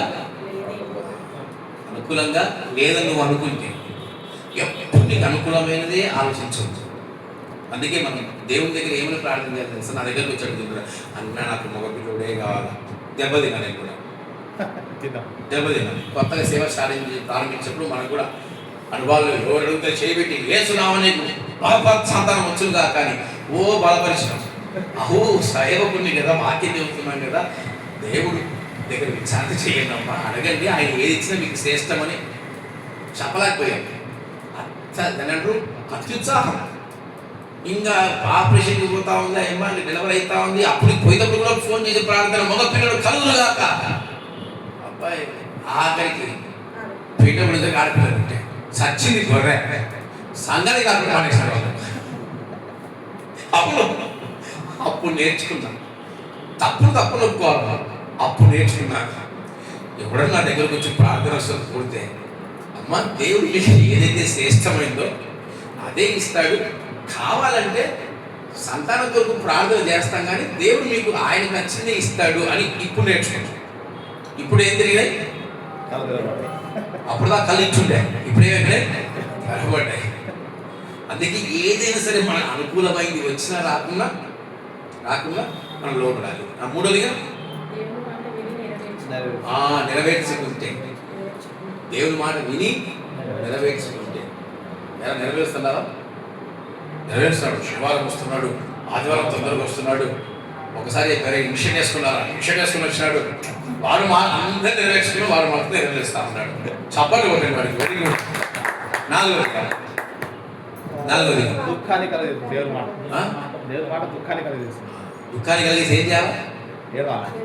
అంతేగాని చూసుకుందాం నీ ఎంత నా ఎంత ఎవరు ఒక సపోజింగ్ సార్, నీకేం తెలుసు నా కష్టం, నా అవమానం, పోయి తండ్రి కుడి పార్శ్వలో కూర్చొని అదే నాకు పిల్లలు లేకుండా చేసినవే, నీకేం తెలుసు నా కష్టం, నా అవమానం గురించి ఏసై కూడా మాట్లాడతాము. ఆయన పడిన అవమానం ముందు మనం పడిన అవమానం అసలు లేక ఈ సహోదరి దుఃఖంలో ఏం మాట్లాడుతుంది తెలుసా? నీకేం తెలుసు మా బాధలు అంతా, ఆయన పడించినవే కదా, మనం పడే బాధ ఎంత. నేను తిట్టి అట్లా ఉండకూడదమ్మా, అది దేవునికి వ్యతిరేకమైన మాటలు మనం మాట్లాడకూడదు అని చెప్పిన. ఇప్పుడు 5వది ఏంటి? అభ్యంతరంగా ఉండకూడదు, లోతు తెలుసుకోవాలి. 6వదిగా ఎప్పుడు నువ్వు దేవుని మాట ఎందుకు నువ్వు విశ్వాసాన్ని ఇచ్చానంటే, దేవునికి మాట ఇచ్చానంటే ఇంకా నీకు ముందున్నట్టే, నీ పాకెట్ వేసుకొని తిరుగుతున్నట్టు, ఎప్పుడు కావాలో అప్పుడు తీసుకోవచ్చు. నేను అందుకే నమ్ముతా, అంతే ఆయన ఇస్తాడు. నేను చెప్తా తమ్ముడికి, పెద్ద కాలం వస్తుంది మన సంఘానికి, ఏం కంగారు పడద్దు, పెద్ద కాలం వస్తే పరిచయం పోదాం మనం, తిరుగుతాం. ఇప్పుడు చిన్నకాలం తిరుగుతున్నాం, పెద్ద కాలం ఇస్తాడు. 7వదిగా చూద్దాం. దేవుని మాట నేను ఈ సైడ్ హెడ్డింగ్ చెప్తాను, మీరు ఎక్కడుందో మీరు చెప్పాలి. చూద్దాం, చెప్పగలరో చూద్దాం. దేవుడి మాట నీకు గాఢ నిద్రను కలగజేస్తా ఉంటా. Very good, very good, very good, very good. చెప్పండి, రెఫరెన్స్ చెప్పండి. ఇది బాగా చెప్పాను. రెఫరెన్స్ ఏది? ఫుడ్స్. 20వ అధ్యాయం, అపోస్తల కార్యాలు 20వ అధ్యాయం. అబ్బా పర్లే, ఒక స్టెప్ అయితే మీరు ముందే ఉన్నారు. Very good. అపోస్తల కార్యాలు 20వ అధ్యాయం 7వ వచనం. ఆదివారమున మేము రొట్టె విచ్చుటకు కూడినప్పుడు పౌలు మరునాడు వెళ్ళనై ఉండి వారితో ప్రసంగించు అర్ధరాత్రి వరకు విస్తరించి మాట్లాడుచుండెను. మేము కూడి ఉన్న మేడగదిలో అనేక దీపములుండెను. అప్పుడు ఐతుకు అను ఒక యవనస్తుడు కిటికీలో కూర్చుండి గాఢ నిద్రపోయి పౌలు చాలాసేపు ప్రసంగించుండగా నిద్రాభారం వలన జోగి 3వ అంతస్తు నుండి కింద పడి చనిపోయిన వాడై ఎత్తబడెను. ఇక్కడ ఏం జరగబడుతుంది? ఆ కూడికలో, అక్కడ ఉన్న కూడికలో ఏం జరగబడతా ఉంది? పౌలు గారు ఏం చేస్తున్నారు? వాక్యాన్ని బోధిస్తున్నాడు, దేవుని మాటలు చెప్తున్నాడు. దేవుని మాటలు చెప్తే ఎట్లా వినాలా మనం? ఎట్లా వినాలా? ఎట్లా వినాలమ్మా? సంతోషముతో, ఆనందముతో, ఉల్లాసముతో, ఉత్సాహముతో దేవుని మాట వినాలా. కొంతమంది సంఘాలకు వస్తూ ఉంటారు, మీకు తెలుసులేదు. అది సంఘ కాపురం తప్పు, నాకు తెలియదు. కానీ సంఘాలకు వచ్చి నిద్రపోతా ఉంటే సేవకులు కూడా ఏది దాన్ని ఏమంటారు? గుడ్డి చేనులో సాగుతుంది, గుడ్డెత్తు చేనులో అన్నాడు. గుడ్డెత్తు చేను, అది ఎక్కడ తిరుగుతుందో, ఎవరు తిరుగుతుందో, ఎక్కడ తిరుగుతుందో దానికి తెలియదు. సంఘాలకు వచ్చి నిద్రపోతారు, ఇంట్లో నిద్రపోతారో ఏమో తెలియదు. దేవుని వాక్యం వాళ్ళకి ఎక్కడ తెలుసా? లాలీజో లాలీజో లాలి లాలి లాలెమ్మ లాలి. నేను మాట చెప్తుంటే నిద్రపోతా ఉంటారు. మన సంఘంలో ఎవరు లేవు, అరస్తాగించింది. నా ముఖం చూడమే అంట, నా ముఖం అందరి కాలంలో నా ముఖం చూడండి అంటారు. ఎందుకు? దేవుని వాక్కు నీకు నిద్ర కలిగేసిందంటే నీలో ఎంత భయంకరమైన దురాత్మ ఉన్నట్టు, ఎంత భయంకరమైన దురాత్మ ఉన్నట్టు మీకు తెలుసు లేదు. నేను రాత్రి ఎక్కడ రా, రాత్రి డ్రైవింగ్ పోయి అక్కడ ఉండి, అక్కడ మన విశ్వాసితో ఇంటికి వెళ్ళి పరామర్శించి మళ్ళీ రిటర్న్ వచ్చి 5 గంటలకు అట్లా ఒక కునికేసి 6:30కి లేచినాను. మళ్ళీ రాత్రంతా డ్రైవింగ్ నిద్ర లేదు. ఇప్పుడంటే నిద్రపోయి వాక్యం చెప్తాను నేను ఏమన్నా చెప్పండి. దేవుని వాక్యం లేపుతుంది. భయపడకో, పేరు పెట్టి నిన్ను పిలిచి ఉన్నారంటేనే మనలో ఏమొస్తుంది తెలుసా? ఇచ్చబెట్టి ఇటు నరాలన్నీ కనిపిస్తా ఉంటుంది, తిరుగుతూ ఉంటుంది నరాలని. దేవుడు నాతో దేవుడు వాక్యం చెప్తుంటే గాఢ నిద్ర, గాఢ నిద్ర. ఇది ఎక్కడి దురాత్మలు?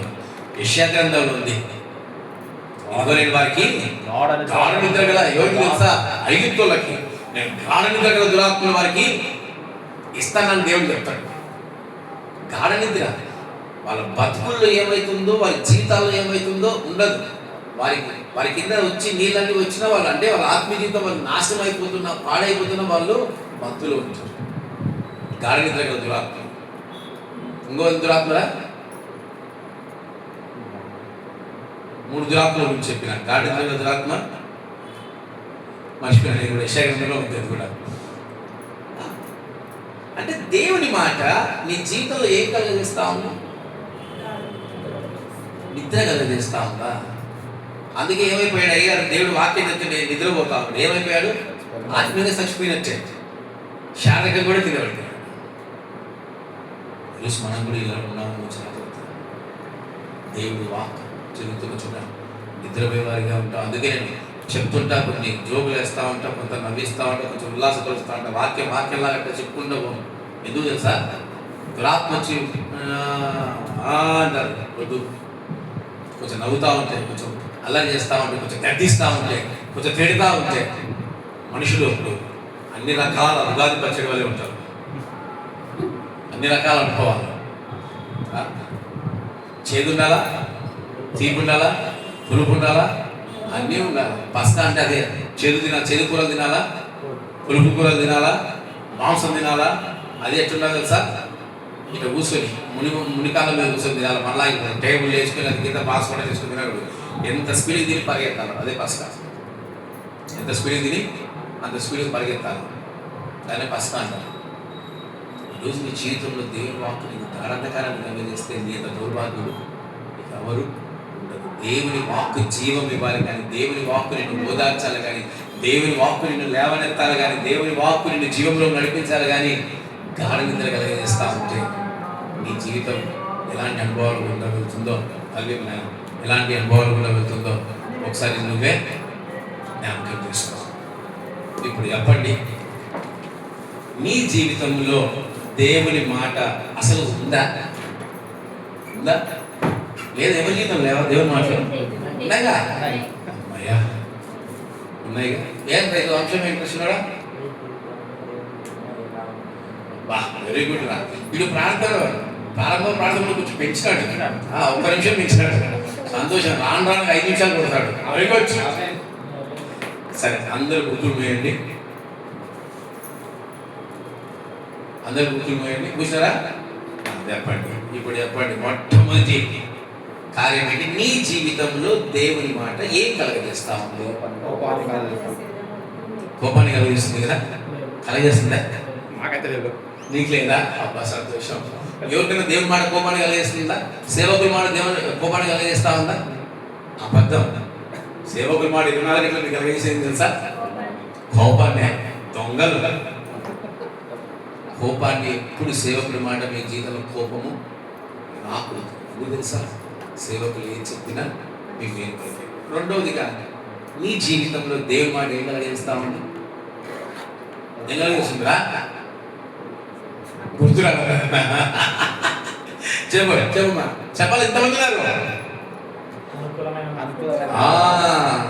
నీ జీవితంలో దేవుని మాట అనుకూలంగా లేకుంటే ఏం చేయాలా? అనుకూలంగా లేకుంటే ఏం చేయాలరా? లోపడాలా? అంతేగాని నాకు నచ్చిన పని నువ్వు ఈలో చేస్తాయా అంటే ఏమైతుంది? చెప్పండి. ఇప్పుడు నీకు చికెన్ బిర్యానీ తినాలండి, దేవుడు నీకు పచ్చడి మీద ఇచ్చినాడు, దాంట్లో అంతే నువ్వు దిగులు పడిపోతావా? దేవుని విడిచిపెడతావా? కాదుగా. గుర్తుపెట్టు, నీ జీవితంలో దేవుడి మాట నీకు అనుకూలంగా లేకున్నా నువ్వు దేవుడితో నడవాలి. మూడోదిగా ఆయన మాట విని జాగ్రత్త. శాపగ్రస్తులు. ఆయన మాట విని మనం నెరవేర్చుకుంటే శాపగ్రస్తులు, నిజం శాపగ్రస్తులు. ఏసై శపిస్తాడా మీకు ఎప్పటి ముందు? శపిస్తాడా? ఎందుకు చెప్పించాడు? ఎవరు మీకు చెప్పింది? ఏసై శపించడా? బర్రాబరే శపిస్తాడు. ఆధారాలు ఎక్కడున్నాయి చెప్పండి. ఇంకా ఇంకా కపెర్నహూమా అని శపిస్తాడు. మర్చిపోయారా? ఏసై శపించాలంటున్నారా? బర్రాబరే శపిస్తాడు. జాగ్రత్త, జాగ్రత్త. ఎప్పుడు ఏసై అంటే కన్నాదిది, కృపానిది, దయానిదే కాదు.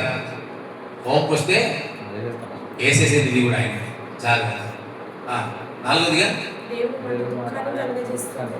దేవుడి మాట నీ జీవితంలో దుఃఖాన్ని కలగేస్తే ఏం చేయాలి?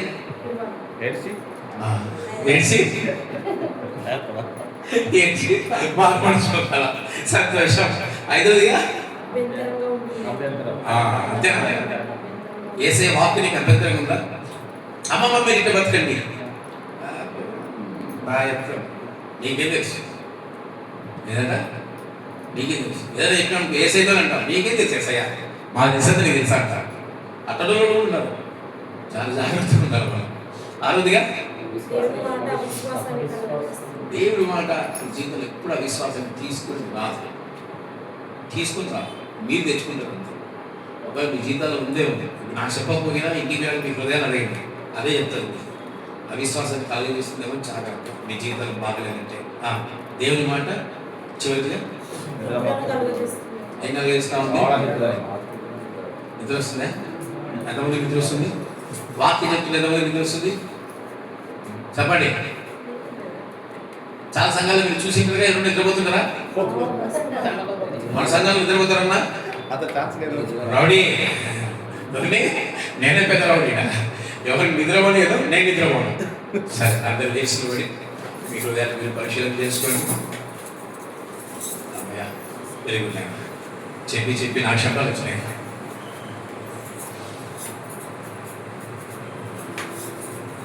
అందరూ మీ హృదయాన్ని పరిశీలన చేసుకుని కళ్ళు మూసుకుని, దేవా నిజమే కదా నాయన, ఈ మాట మా జీవితంలో మాకు దుఃఖాన్ని, మాకు బాధను, మాకు వేదనను కలగజేస్తుందేమో నాయన. మా ఆత్మ జీవితాలు సరిగా లేవేమో దేవా, ఒకసారి జ్ఞాపకం చేసుకోవాలి ఆయన. ఉదయకాల సమయంలో నీ పునరుత్థాన పండుగ దినమందు నాయన మమ్మల్ని జ్ఞాపకం చేసుకొని నీ కృపలో భద్రపరచుకోండి దేవాని ప్రభుని అడగండి. మధురము కాదా నీ నామ ధ్యానం, మరపురానిది నీ ప్రేమ మధురం. వేలు చేయుచు నరనరపు పైన క్షేమము కాదా ఈ లోక పయనం. స్తోత్ర గీతముగనే పాడనా, స్తోత్ర గీతముగనే పాడనా. నిజమైన అనురాగం చూపావయ్యా, స్థిరమైన అనుబంధం నీవేనయ్యా. నిజమైన అనురాగం చూపావయ్యా, స్థిరమైన అనుబంధం నీవేనయ్యా. దుర్గుణ సింహాసనం నీ కొరకేగా, ఆశీనుడవై నన్ను పాలించవా. దుర్గుణ సింహాసనం నీ కొరకేగా, ఆశీనుడవై నన్ను పాలించవా. స్తుతి పాత్రుడా, స్తోత్రుడా, నీకే ఆరాధన. ఆనందమే పరమానందమే నీలో నా యేసయ్యా. నా జీవమా, నా స్తుతమా, నీకే ఆరాధన. నా స్నేహము, సంకీర్ణము, నీకే